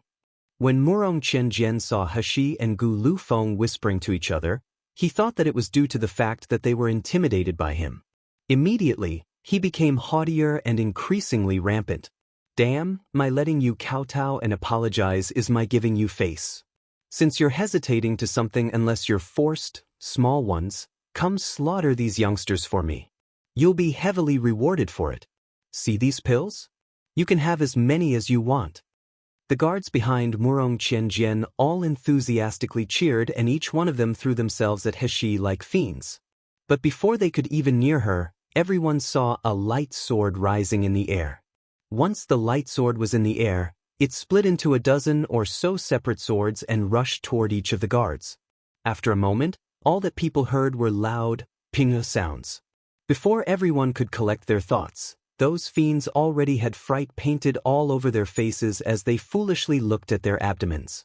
All they saw was a large gaping hole in their abdomen area. Blood was gushing out of it and they could even faintly make out their internal organs in the blood. Those people's eyes were full of amazement and despair, but before they could utter their last words, they fell onto the ground with a thump and lost their lives. For a few moments, it was completely silent within Xingde Hall. Everyone looked at the male holding the sword with gazes full of shock. He didn't look to be particularly outstanding and his spiritual power fluctuations weren't very obvious, yet he was actually an expert at Gold Core stage? Faced with this unforeseen circumstance, Murong Qianjian's face was deathly pale. His guards had actually been cleanly slaughtered in an instant during this face-off. Not knowing what to do, he looked around at everyone. Suddenly, he felt the porcelain bottle that he had just snatched minutes before and was filled with happiness again. Running over to the people standing at the end of the line, he loudly said in front of everyone, "You guys, any one of you guys, as long as you can help me capture those two youngsters, my Xingde Hall will give you an unlimited supply of pills in the future." When Murong Qianjian said these words, many people in the crowd looked at the full porcelain bottle in his hands and felt moved. Are third young master's words serious? When Murong Qianjian saw people genuinely responding to his announcement, he felt overwhelmed with joy and confidently answered back, "Of course, this young master has already previously stated that this Xingde Hall is my Murong family's business." He looked down at the crowd and saw that many people were still hesitating and then looked back over at Gu Lufeng, who had just picked up the flying sword and felt incredibly anxious. Out of the corner of his eye, he spotted Zhou Yenin, who had just walked out and felt overjoyed. Toward Zhou Yenin, he arrogantly said, "I recognize you. You're that dog slave that follows Murong Liufeng's side, right? I heard that there's third-ranked pills in Xingde Hall. Quick, bring them out for this young master." All he got in response was Zhou Yenin's cold and angry face staring back at him, not speaking nor moving. Murong Qianjian suddenly became extremely angry and began to abuse him. "Damn thing, did you not hear what this young master said? Still not running to bring third-ranked pills for me? Do you trust me when I say that I'll have you kicked out of Xingde Hall?" Zhou Yenin's character had always been that of a nobleman, upright and proper. At this moment, even though he had been angered so thoroughly he was shaking and his face was icy cold, his words still held courtesy when he said, "Forgive me, it's hard to comply." "What did you say?" Murong Qianjian became so angry he began to look at him with hate-filled eyes and rain down curses. "Dog slave, is it that you want to rebel? You won't even listen to my words." Zhou Yenin deeply breathed and pushed down the anger that was bubbling forth in his heart and coldly said, "Xingde Hall has never been Murong Manor's business. It never has been and it never will be." Murong Qianjian furiously said, "Don't think that I don't know that Xingde Hall is Murong Liufeng's. Although that bast Murong Lufeng is useless, he's still my Murong family's person. I say, this Xingde Hall is Murong family's business. Where am I wrong?" Zhou Yenin sneered at him as anger became increasingly apparent in his eyes. "First of all, we only know that our previous master was called Gu Lufeng, not Murong Lufeng. So, I'm not sure what relationship Murong family would have with us. Secondly, this Xingde Hall has already been passed out to another person by our previous master. Furthermore, this young Gongzi is Xingde Hall's master's trusted aide and currently deals with all of Xingde Hall's matters. Your Murong family's endless pestering lacks all reasoning." When Murong Qianjian heard what was said, he became enraged. "Bullshit. You saying it's transferred means it's transferred? Who in Yanjing City doesn't know that Gu Lufeng is Murong Lufeng? Did he ask for Murong family's consent when he transferred ownership of the shop? As long as Murong family doesn't agree, this transfer doesn't count. What bullshit, Gongzi? It's best for him to obediently leave. Otherwise, if they provoke my Murong family, there won't be many good things happening to them." After saying that, he took the porcelain bottle and turned to face everyone lined up outside Xingde Hall and loudly yelled, "Did you guys clearly hear what I said? Quickly come and teach a lesson to these two youngsters. As long as you do as I say, there will be boundless pills for you." Murong Qianjian still hadn't finished speaking when a light sword streaked across. Murong Qianjian's mouth was still moving, but his head had flown up into the air. Fright slowly appeared in his eyes as he looked down at his headless body that was spewing blood everywhere. After that, he forever lost consciousness. Gu Lufeng leisurely came over to retrieve his sword and smiled. Is there anyone else that wishes to replace our family's Gongzi as master of Xingde Hall? The people from influential families, who had been restless up until now, kept quiet out of fear and didn't even dare to speak half a word. Shisan walked over to the crowd with a face full of smiles. Everybody, Yanjing City prohibits fighting, but everyone here clearly saw that we were the victims today. This group of people were the first to act against us. When the Imperial Guard comes to investigate, everyone has to help us out. In addition, in order to make up for the fright everyone just received, the amount of pills available for purchase today is up by 10%. Once Shisan made this announcement, everyone felt overjoyed at the news and immediately threw all matters related to the fight to the very back of their minds. The amount of pills available to be sold was just increased by 10%. This meant that their chances of buying pills also became larger. Hashi slowly made her way over to the 4 martial artists that had been humiliated and beaten by Murong Qianjian and threw out a few pill bottles to them. The 4 people woodenly accepted the bottle. Soon after, they opened the lids and sucked in a breath. Heavens! It was actually best quality pills, 3 whole best quality pills. The 4 people held onto the pills with shaking hands. The martial artist who had been beaten first said with a trembling voice, "What? What did we do to deserve this?" "This is what you deserve." Heshi indifferently continued explaining, "It's also to express thanks for you for protecting Xingde Hall." The 4 people looked at each other and felt overjoyed.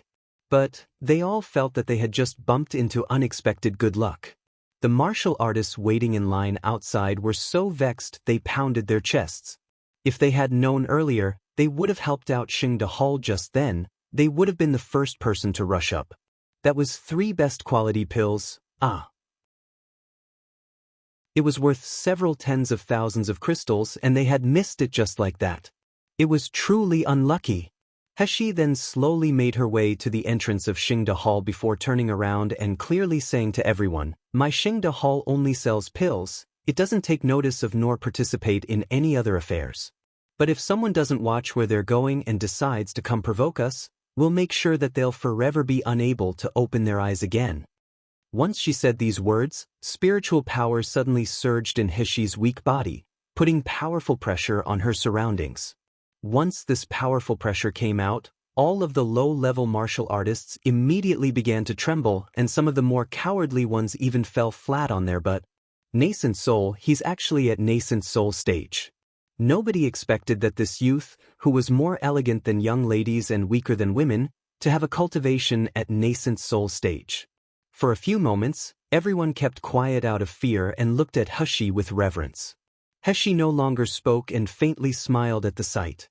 Then she turned around and made her way to Xingde Hall's inner courtyard with Gu Lufeng following behind her.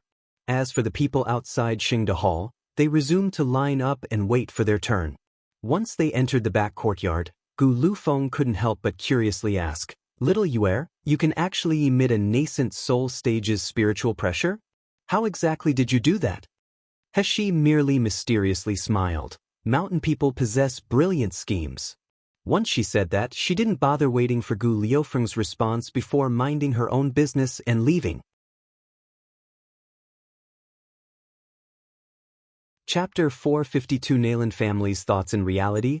Heshi wasn't actually at nascent soul stage, but she did have Wu Xian, her personal guard, that was at nascent soul stage. She had Wu Xian pour intense spiritual power into a jade slip. This type of pressure from spiritual power contained a nascent soul stage's power within it. However, common martial artists' mind states were completely different from martial artists at nascent soul stage, even if the martial artist was at gold core stage. Therefore, it would be impossible for them to fight against the pressure from a nascent soul stage's spiritual power. But Heshi was not the ordinary martial artist. She had a primal chaos dantian which, in itself, naturally had spiritual power that far surpassed common martial artists. Adding on to the fact that her divine knowledge was especially strong and her mental strength had been trained in the Zijin Palace. So, if she wished to offset the pressure Wu Xian's spiritual power gave her, it was quite simple for her. Briefly releasing the pressure in front of that crowd would be sufficient enough to send fear into those martial artists' hearts, and for a short amount of time, it would prevent people from intentionally provoking Xingde Hall. Nalan Manor, study room. At this moment, the study room only had 2 people inside, Nalan Jingze and Nalan family's third elder, Nalan Qingming, who was sitting opposite to him. The atmosphere inside the study was extremely still. In front of the 2 people, there was a best quality repairing spirit pill that had just been bought by a subordinate from Xingde Hall.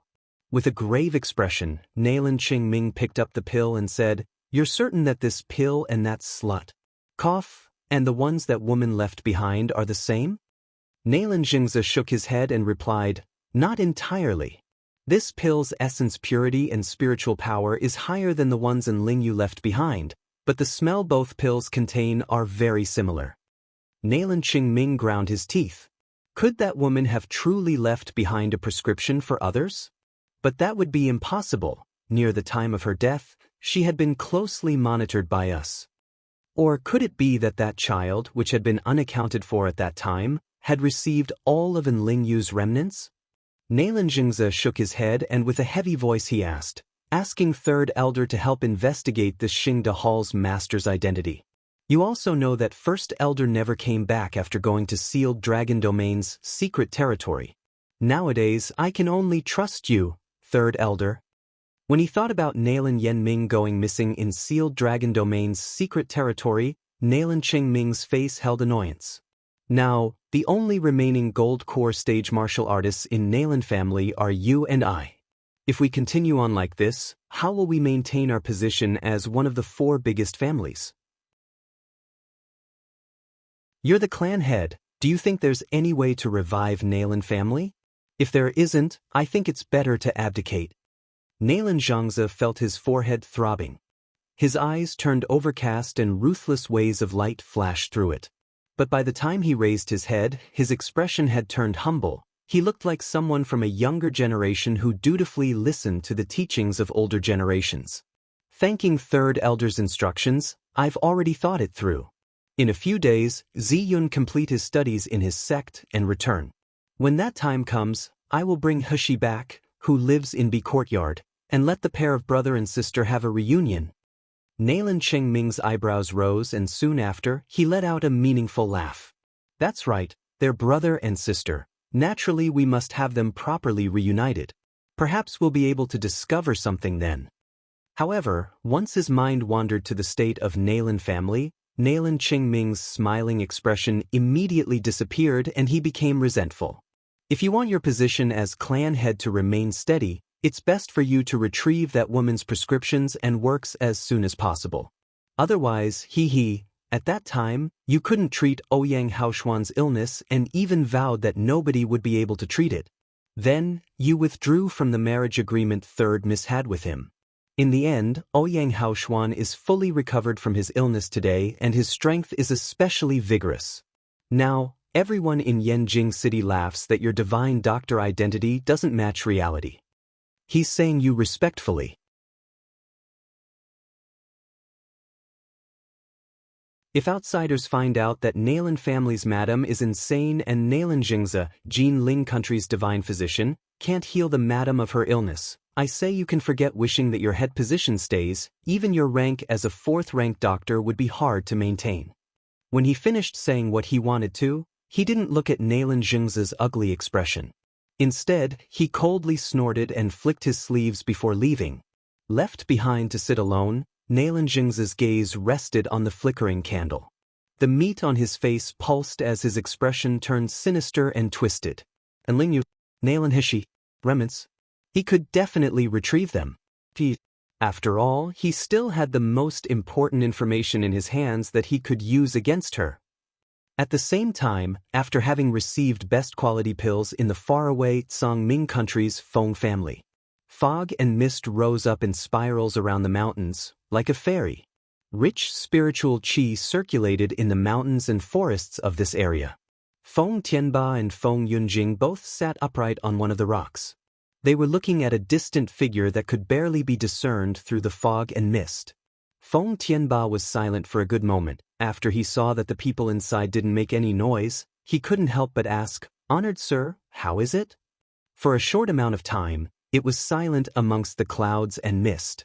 Then, from a distant place, a muffled voice slowly said, "The pill's level is very high. Even with my current level of cultivation, I wouldn't be able to get such a high purity. I don't doubt that a refining pharmacist that would be able to refine such a pill exists, but as far as I know, they've never made an appearance on Miluo continent." Feng Tianba and Feng Yunjing sucked in a breath when they heard those words, and both of their faces held shock. In the clouds and mist, that person carried on, "Although this pill is precious, it's a pity that what? It's pitiful that the pill's level is so low. If someone at Meridian stage took this pill, there wouldn't be much of an effect on them." The muffled voice muttered to themselves for a moment before lightly snorting. "But a person able to refine pills to this grade can't only be able to refine first-rank pills. Most likely, they're just deliberately choosing not to sell higher-ranked pills." Feng Tianba nodded his head, then asked another question. "Honored sir, may I ask what that easing tendons pill is? I scoured through countless ancient texts and couldn't find any trace of this medicine on Miluo continent.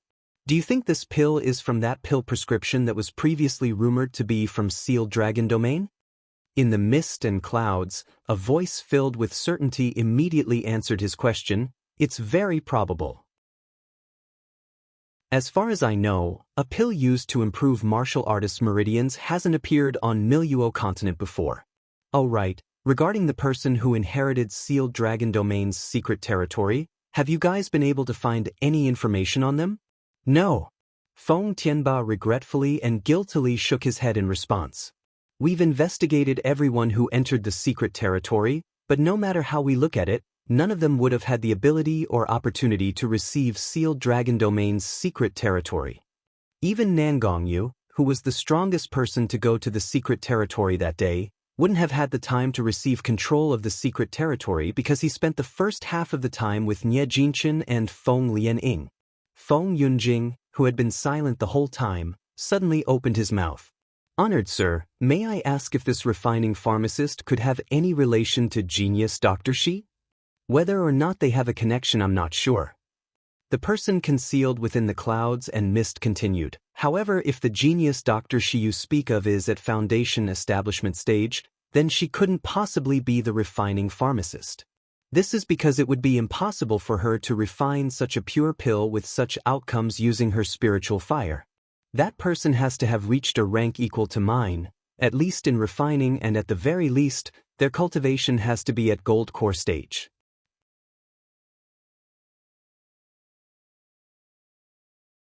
Chapter 468. Not reciprocating would be rude. However, the muffled voice paused for a second before continuing on. "There isn't that much coincidence in the world.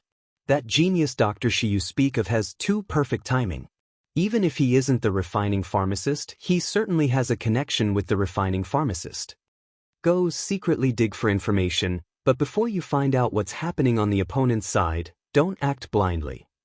At once, Feng Tianba and Feng Yunjing stood up from their sitting positions and bowed toward the voice. "Yes, honored sir." Then, the two people slowly walked away from this foggy mountain and river area.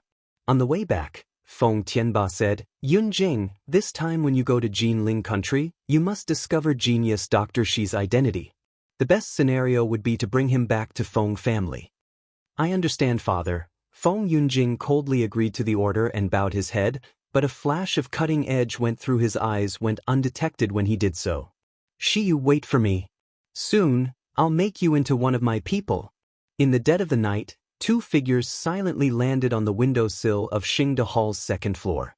Gu Lufeng, who had originally been sleeping soundly on the second floor, seemed to have experienced some sort of reaction. Suddenly awakening, he spoke into the darkness with a deep, quiet voice. "Who is it?" Under the moon's weak light, a beautiful and delicate youthful face appeared, and behind her there was a detached and bitingly cold male that was faintly perceptible. Surprised, Gu Lufeng said, "Little Yuer, how come it's you?" He lightly jumped off the windowsill and landed in front of Gu Lufeng. By now, Gu Lufeng snapped out of his initial shock, and a smile that wasn't a smile could faintly be seen on his face as he teased, "Little Yuer, it's the dead of the night and you're rushing into my room. Are you planning to sneak attack me? Really, if little Yuer wants my hug, it's available to you at any time." Once Gu Lufeng said these words, He still hadn't responded, but behind her, the man's face had turned completely frozen.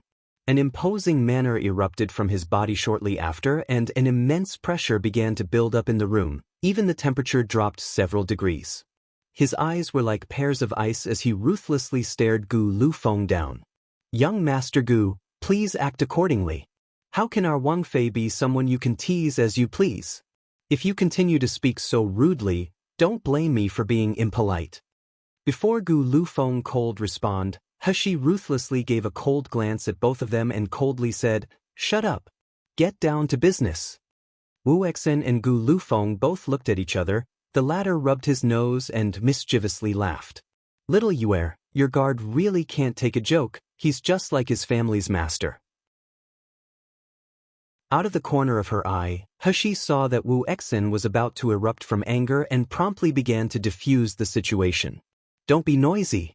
This is Wu Exen. His cultivation is at nascent soul stage. In order to protect us during our operation tonight, he'll be following behind us." Flabbergasted, Gu Lufeng asked, "What operation?" In Hexi's eyes, a hint of icy edge appeared in her eyes as she serenely answered, "Isn't there still have information in Murong Manor that can be used against you? It just so happens that it's overdue for me to give Murong Linfeng, that mother and son pair, their easing tendons pill. Adding on to this was their visit, or provocation, today. It'd be rude of us not to reciprocate. It would be good for us to return the compliment tonight." Gu Liufeng's eyes suddenly brightened and his mood surged up and down. When he spoke, his voice was slightly shaking. "Little Yue, you." Although Hexi's words were cold, Gu Lufeng knew that if it weren't for the information that could be used against him and his own hatred, Hexi would not take the risk to go back to Murong Manor, nor would she bring along one of Ming Wang Manor's nascent soul stage guards. The purple vine in Hexi's hands flew out and wrapped itself around Gu Liufeng's body. Sneering, "Since Murong family dares to court risks, tonight will nicely help them succeed." Chapter 469. Murong Feng's study. Just after saying this, her entire person jumped out of the window and began floating high up in the sky. Then, using Qinggong, she flew across the roof and into the darkness with Gu Lufeng following behind. Wu Exion's person silently disappeared into the night without a trace. It was just as if he was never there. Before half an incense stick finished burning, both Hexi and Gu Lufeng had arrived at Murong Manor. Just like before, there were many guards in Murong Manor. However, unlike last time when she had come to save Gu Lufeng, all the guards seemed more relaxed. Using his divine knowledge, Gu Lufeng quietly and carefully swept his eyes over the entire manor. After he confirmed that there were no martial artists stronger than himself, he let out a breath that he didn't realize he had been holding. This proved that ash-cloaked man Hexi encountered the previous time wasn't in Murong Manor at the current moment. The two people relaxed, made themselves comfortable on the roof. Gu Lufeng leaned closer to Hexi and whispered in her ear, "I don't know where they stored the information that could be used against me. However, from my memories, I remember that Murong family has a forbidden area in the manor. In my childhood, I recall that Murong Linfeng accidentally went in there once, and even he had been firmly chided afterward." "Where is it?" Gu Liufeng's eyes darkened at the question. "It's Murong Feng's study." Murong Feng was Gu Liufeng's father. At the very least he was his father by blood. It was just that this so-called father was a brute that tortured both him and his mother. Gu Lufeng paused and deeply sucked in a breath before continuing. "Each month, Murong Feng goes into the study for a long time. Once there was even a time where he brought my mother into the study. But after my mother came back, she became even crazier and every inch of her skin was damaged." How could an ordinary person stay in the study for such a long time? Hexi knit her brow and continued, "Only if it wasn't a study in the first place. Wouldn't it be better if we went there first to explore around the area?" The two people's figures flashed and noiselessly began heading in the direction of Murong Feng's study. The area surrounding the study had much more guards compared to the rest of the manor. There was also a faint gloomy feeling hovering in the sky that didn't go away for a long time. Hexi's brow raised and she took the little gold dragon out of her space. When the little golden dragon heard Hexi's summons, it felt extremely happy. In this Shumi mustard subspace, there was Dan Dan who had the miraculous ability to refine pills. Then, there was Little Purple who was a little expert in fighting. All that was left was itself, a freeloader with nothing to offer. He was the grand golden dragon. How could he be beat by a purple vine and a little pig? Lauda, don't hesitate to tell me instructions. Do you want me to completely wipe out these guards? You can rest assured, just give me the time it takes a stick of incense to burn and I'll perfectly complete the task. Heshi seemed to completely ignore its enthusiasm and merely indifferently said, I remember you saying that you can change figures after advancing past 5th rank? Change into. She paused and glanced at the little golden dragon's thin body and swaying claws before proceeding to instruct. Change into a lizard and enter this study. Once inside, explore everything inside and report back. Once the little golden dragon heard her orders, it immediately opened its mouth to lowly shout, Loud, I'm a dragon, not a snake. Not even just a dragon, I'm a golden dragon. How can you ask others to change into a lizard? This is asking me to lower my status too much. Oh, you aren't willing. I'll just forget about it. In the future when I make any foods, you can also, don't. Once it heard Hushi mentioning her foods, the little golden dragon panicked. Immediately, it pointed its finger at the sky and vowed, Loud, rest assured. Isn't it just turning into a lizard and exploring the area? If I'm unable to complete this, then I'm not fit to be your Xiaodi. Once it made its vow, it seemed as if it was scared that Hishi would change her mind and its figure flashed. Soon after, an ordinary black lizard appeared in its place.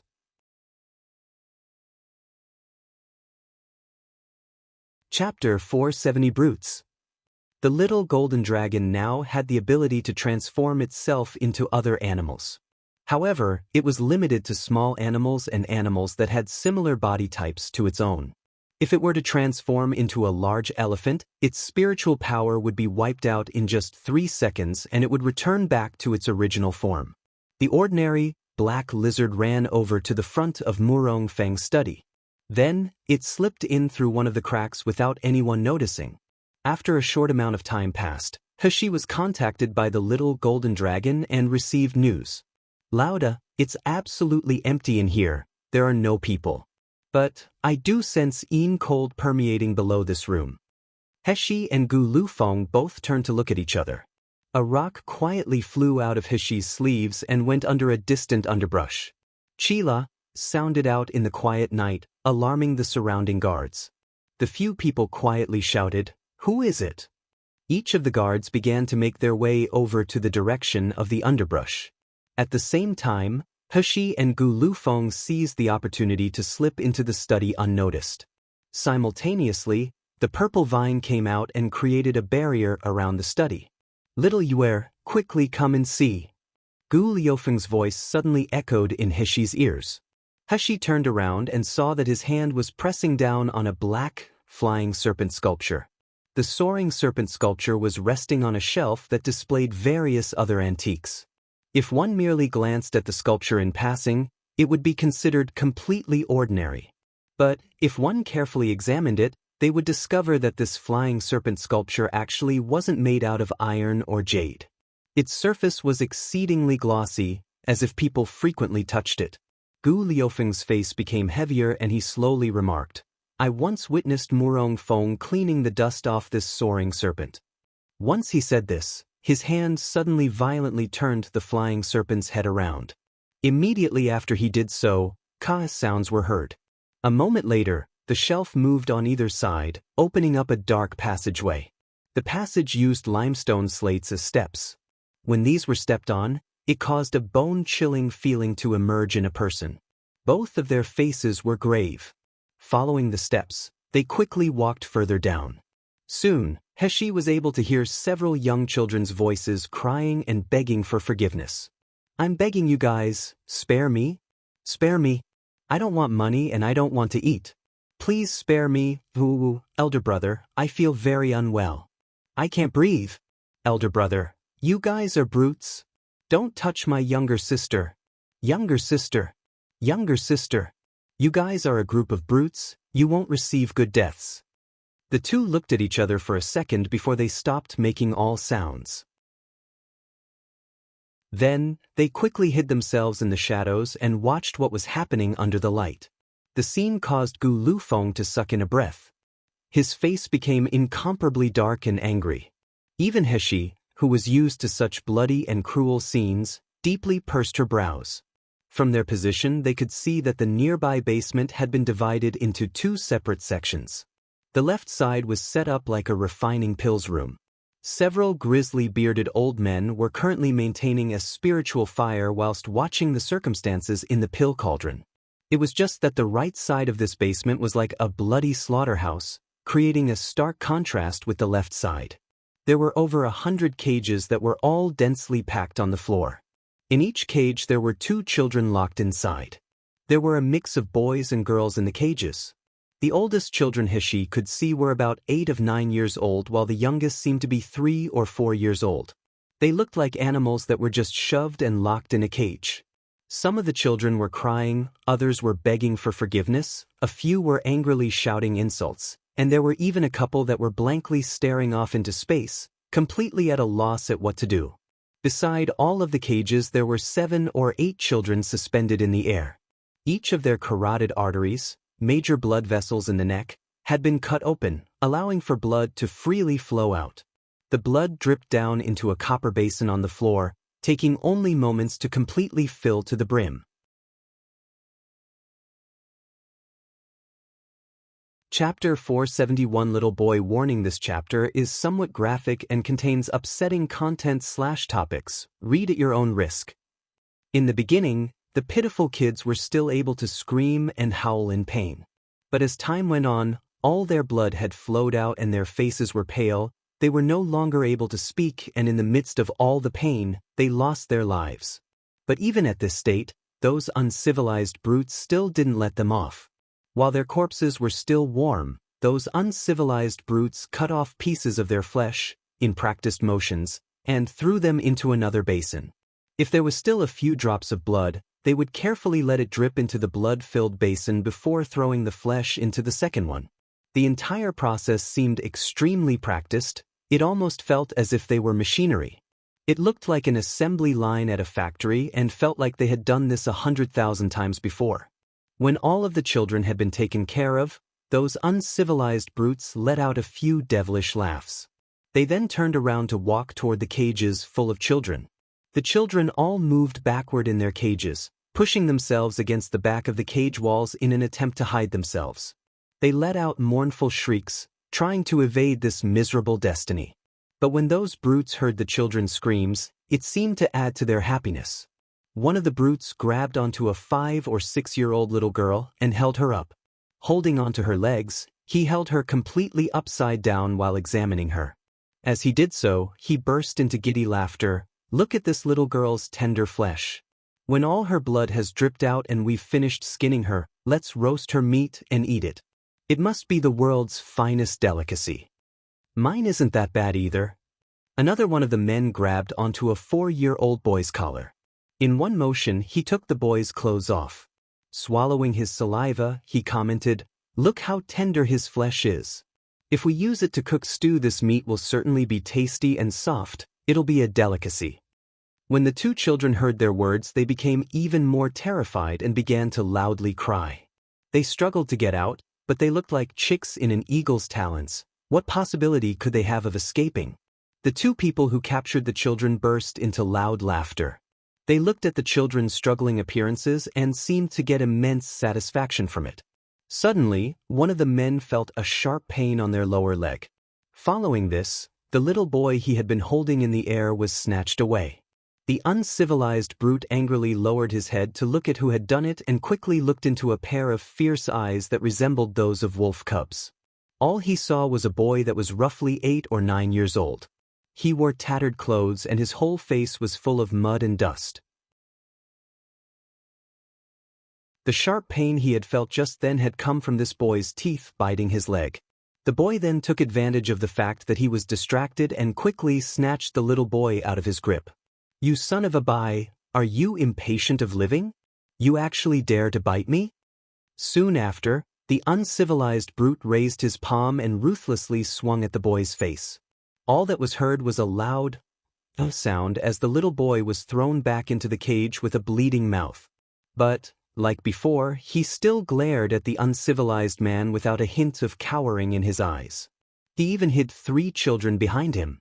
Painted on his face was a look of fierceness, displaying that he wasn't afraid to die. Very good. The man was provoked by the look in his eyes and sneered at him. Since you want to court death, I'll help you become a dried corpse. As he was speaking, he crouched down and ruthlessly dragged the boy out of the cage. The 3 children hidden behind the boy started to wail, crying out, "Gidge." Using all of their strength, they held onto the boy's clothes in a desperate attempt to prevent him from being taken away. However, how could their strength compare to the uncivilized man?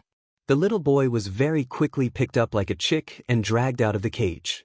"Smelly boy, soon you'll know the result of offending me." "Ayo. Smelly boy, you actually dared to scratch me." Soon after, 5 bloody marks appeared on the man's face and he felt a painful ache coming from his face. The man's sorry state brought on all of his companions' laughter, filling the entire room with their chuckles. "Chen Laosi, the longer you live, the dumber you become. You can't even handle a little brat." He's saying me arrogantly. Chapter 472. Killing a superior. Chen Laosi suddenly became even more enraged, irritated from his comrades' teasing. Raising the child even higher up in the air, he motioned to ruthlessly slam the child onto the ground. "Ai, Chen Laosi, don't become befuddled. Master spent countless pills to obtain these children in order to turn them into culture fluid. The culture fluid must survive. If you allow the precious culture fluid to fall to its death, you'd have to be careful not to let the master skin you." Chen Laosi's face turned sinister and abruptly pressed the child down on a chopping block. He looked down at the child with an evil smile painted on his face. "Even if I can't kill him, I can chop his hands and feet off. Letting his blood flow a little bit won't cause harm, right? Eldest brother, don't kill eldest brother." Woo woo woo. The children from that cage let out heart-tearing cries when they heard what the man said. The boy that was held down on the chopping board also struggled under Chen Laosi's hold, but his strength was no match for Chen Laosi's. The little boy looked up and saw Chen Laosi raising the large knife higher and higher. Then, he watched as the knife began nearing himself more and more. Without another option, the little boy closed his eyes in desperation. But, after a few moments, he felt none of the pain he had originally anticipated. Instead, he heard a loud sound come from the side of his ear. It was the sound of the large knife falling to the floor. Following this, the entire basement became chaotic. The little boy cautiously opened his eyes to see and saw 2 figures slowly walking over from outside the dark and light boundary. The person walking in front had delicate, handsome features, but their face held an unsightly, bright red scar. In his hand he held a flying sword that was bursting with coldness. As for Chen Laosi, who was just about to chop his limbs off, he was already rolling around on the floor, clutching onto the bloody remnants of his arm and screaming out in agony. "Who are you guys? Do you know what place this is?" The basement had turned chaotic and disorderly. Even the several old men who were originally refining pills had come over to check out the huge commotion. Gu Lufeng sneered in response to the question. He looked at these brutes who looked human but were nothing more than beasts at heart. The longer he looked at them, the more the hatred and loathing became apparent in his eyes. "I've come to take your life." Right after he said this, he began waving his cold sword around. The sword moved too fast to be seen by the naked eye. Instead, the only thing that could be seen was a light trail following closely behind it. Due to the speed at which Gu Lufeng swung his sword, it looked as if there were fireworks in the air around him. Screams of pain followed the sword's light. Wherever it went was where the screams sounded out. Broken limbs, snapped arms, and blood spatters flew all over the room, turning it into a bloody hell. The entire time, Hashi stood to the side and leisurely watched on. There wasn't a trace of evidence that she was going to help.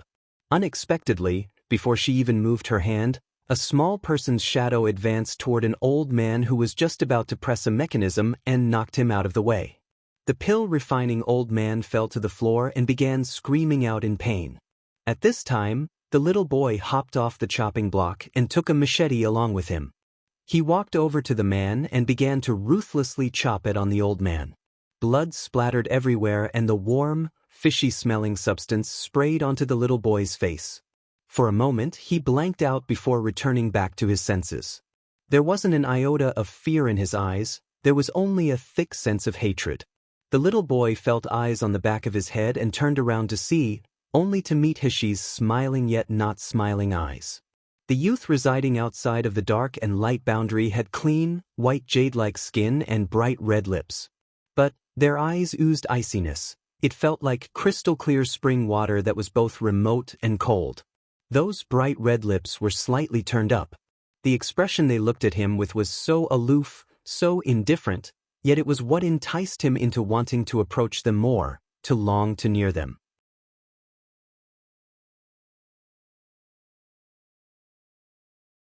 Chapter 473 Filthy Person. The little boy wiped the blood off his face and proceeded to stick his chest out. He set off the feeling of, "I'm not scared at all," while staring directly at Hishi. This tsundere act he put on caused Hishi to be unable to stop herself from laughing out loud. The little boy's face turned red and he immediately turned around to run away. Still carrying the machete, he ran over to the front of the cages and began to directly hack at the locks on them.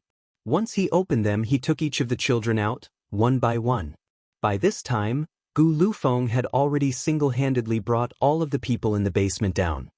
He stood atop the mountain of corpses in the sea of blood with his long sword directly pointed at one of the old men who refined pills and coldly questioned, "Tell me, what was the purpose of you kidnapping and bringing so many children here?" Spare my life, Taoist immortal. We were only hired here to refine supplement spirit and cleaning spirit pills for these children, we don't know anything else. Begging Taoist immortal to spare my life. We're actually all Murong family's people, if you killed us, Murong family wouldn't let you off. If there are children of immortals in this group and Taoist immortal takes them away. Before the old man could complete his sentence, Gu Lufeng had already cut his head off. His head flew off and onto the floor. Just like this, the man breathed his last breath. He then walked over to Chen Laoba, whose hand had been cut off. Pressing the pointed edge of the blade against his neck, he slowly asked, "Tell me, what does Murong Feng want to do with all these children? And where did you steal all these children from?" Chen Laoba had already watched with his own eyes as Gu Lufeng killed and slaughtered all his companions. He had long already been scared witless, pooping and peeing on the floor as he watched.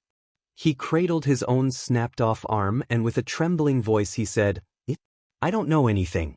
We're only in charge of removing blood from these children's bodies. The people above require 3 basins full of blood every day. Moreover, the blood must be from virgin males and females who possess spiritual roots. As to what exactly the blood is for, we don't know." Gu Liufeng's eyes shifted over to the blood-filled copper basins. They were about the size of a well and knee-high. This much blood? How many virgin boys and girls were required to fill these up? Gu Lufeng coldly stated, "You guys were able to bring so many children here? Especially children with spiritual roots? They're street urchins." Chen Laoba paused to bite his trembling teeth before continuing to elaborate. "For the most part, they're street urchins, though there are some that were stolen away from villages. As long as the child possesses the slightest bit of spiritual root, we'll try our best to get our hands on them." Gu Lufeng deeply sucked in a breath at the news. Then he suddenly lowly began to laugh. "Little Yuer, do you see it now? This is Murong family, one of Yanjing City's 4 biggest families. Hee, surprisingly my body possesses such filthy blood."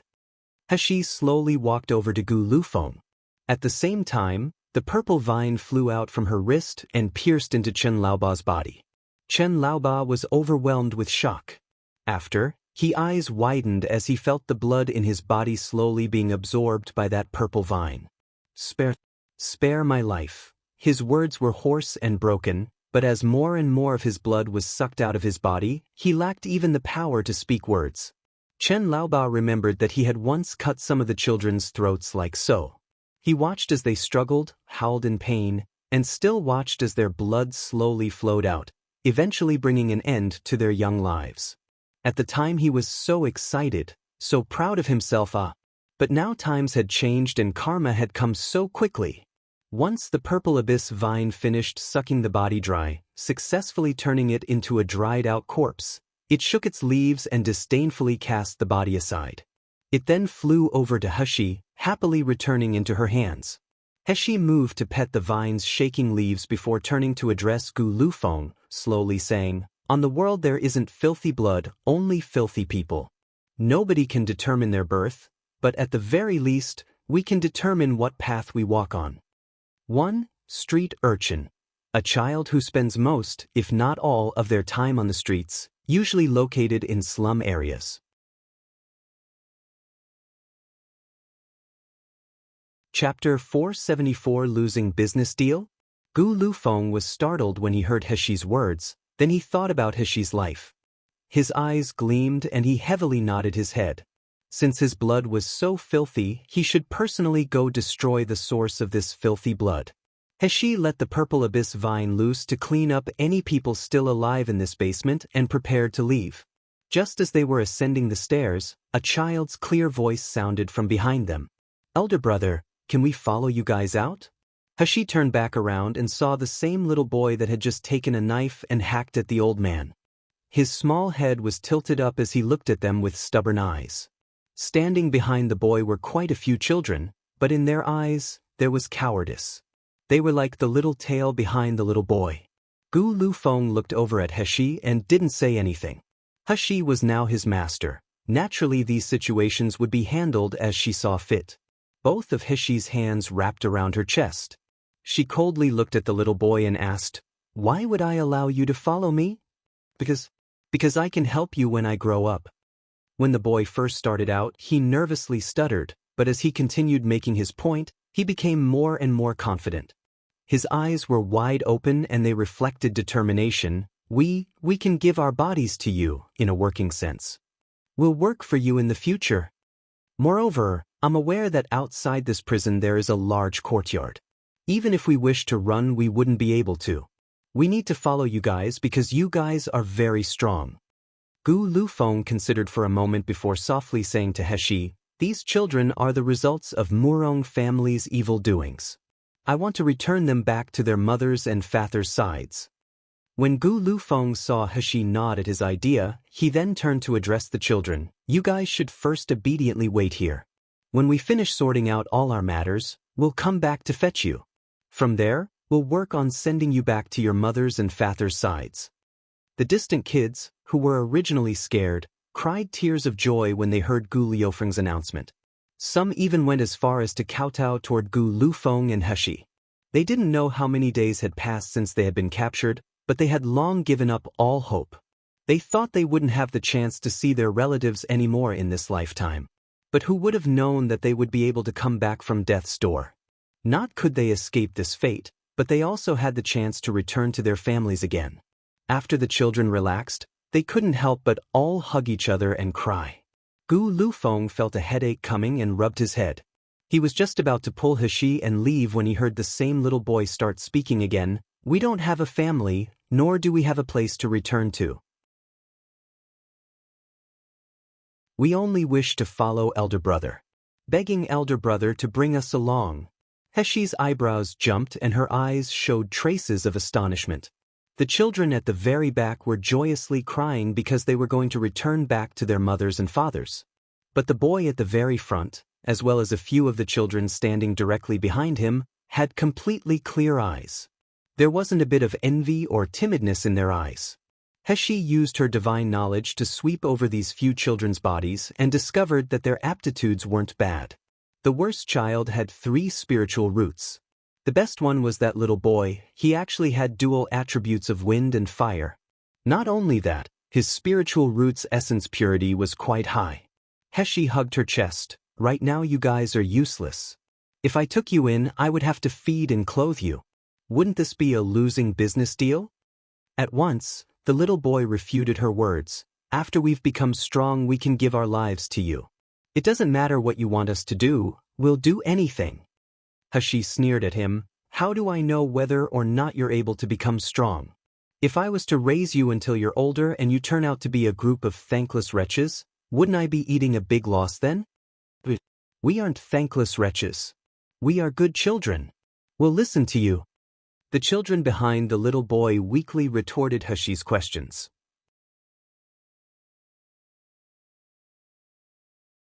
The little boy clenched his teeth and raised his head to say, or, you can turn me into a slave. I know all martial artists can have slaves. This way you don't have to be worried about whether or not I'll run away, right? The corner of Hashi's eyes slightly jumped. Do you know what it means to be turned into a slave? Spirit soul slaves must draw out a part of their soul. This means that if you want to cultivate in the future, you won't be able to amount to much. The little boy's face twisted with pain when Hashi said that, but when he turned back around to look at the naive faces of the children behind him, he still clenched his teeth and told Hashi, I'm willing to be your slave, but you have to agree to let all of us follow you. Moreover, you can't turn them into slaves. They both stared at each other, neither backing down. There was obvious fear in the little boy's eyes and his body was shaking, but despite this, he didn't hesitate. At last, a satisfied expression appeared on Hashi's face. She took out a porcelain bottle and threw one at him, faintly saying, if you became a spirit soul slave, your strength would greatly decline. Why would I raise a useless piece of rubbish to play with it? Since you guys are so confident that you won't betray me, each of you has to swallow one of these pills. This is a medicine that I refine myself. Its purpose is to control people's hearts. As long as you don't change your mind and decide to betray me, the poison won't flare up. But if there's any disloyalty on your part, this pill will let you taste the feeling of being unable to beg for your life nor for your death. How about it? Are you guys still willing to swallow it? The little boy held onto the porcelain bottle and hesitatingly said, we all have to eat it? Of course. Hashi faintly laughed. Granted, even if you're able to guarantee that these children won't betray me today, what about in 10 or 100 years? I stick by my words. I refuse to raise a bunch of thankless wretches. Okay, we'll swallow it. The little boy clenched his teeth and opened the porcelain bottle. He poured one pill out and then swallowed the entire thing in one go. For the most part, the children behind him were all still ignorant to what was going on. When they saw the little boy swallowing the pill, they each obediently grabbed one pill from the boy and swallowed it, yet they didn't know what the pill was for. Satisfied, Hashi nodded her head. Very good. Since this is the case, stay here first and wait with those other little fellows. Once we're done dealing with our matters, we'll come get you all. When the little boy heard of Hashi's plan, his face immediately showed doubt and he nervously asked, we all swallowed your medicine, you won't go back on your word, right? Since a young age, he had roamed around alone. He'd long grown accustomed to adults' mean features. Even if the elder brother in front of him caused him to unconsciously want to draw closer, he still held some suspicions in his heart. Hashi sneered, if I were to abandon you guys, would you be able to keep up with me? Would it be necessary for me to waste a bottle of pills? After she finished speaking, she didn't wait for the little boy to reply before grabbing onto Gu Lufeng. Their bodies both flashed and then disappeared. Dazed, the little boy stood still and stared at the spot Hashi and Gu Lufeng were just at. Then, he snapped out of it and wiped at his still bloody-smelling face. Grinding his teeth, he muttered, we'll just wait here. Elder brother will definitely quickly come and bring us out. These words were comforting to all the children in the basement, including himself. In the dark prison, Murong Feng's hands gripped onto a lash that had been dipped in salt water and firmly wiped a woman on the floor. The woman's hair was in disarray, her whole face was blood-stained, and her body was full of bruises. As she was being whipped, she couldn't make any sounds aside from howling and crying. Murong Feng retrieved his whip and ruthlessly kicked the woman. Then, he walked over to the nearby torture shelf. The slender figure bound on the shelf had half a mask hanging off his face and his body was also entirely bruised.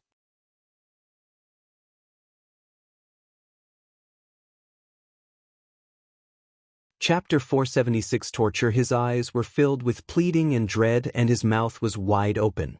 But even after it was wide open for a while, no sounds came out. Murong Fong looked at the man that had been bound by black iron chains and sneered, "How is it, Murong Lu Fong? Do you still not wish to surrender?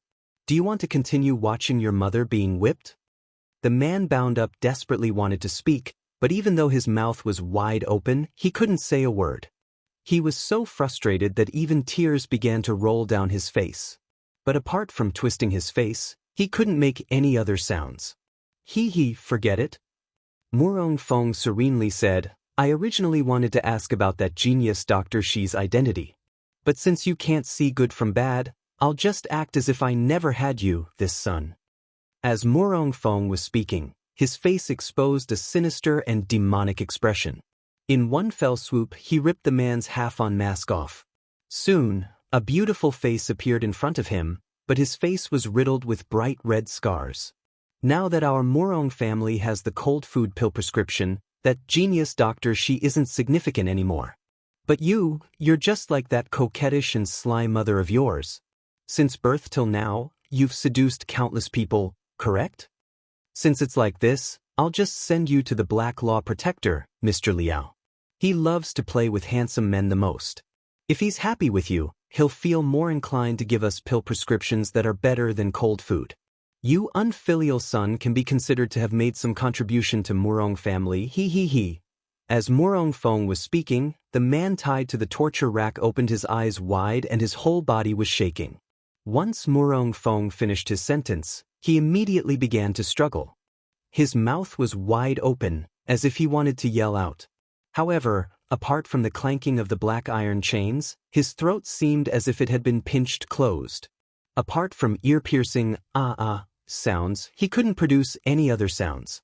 His tears and mucus filled his face, causing him to lack his ordinary quiet and proud aura.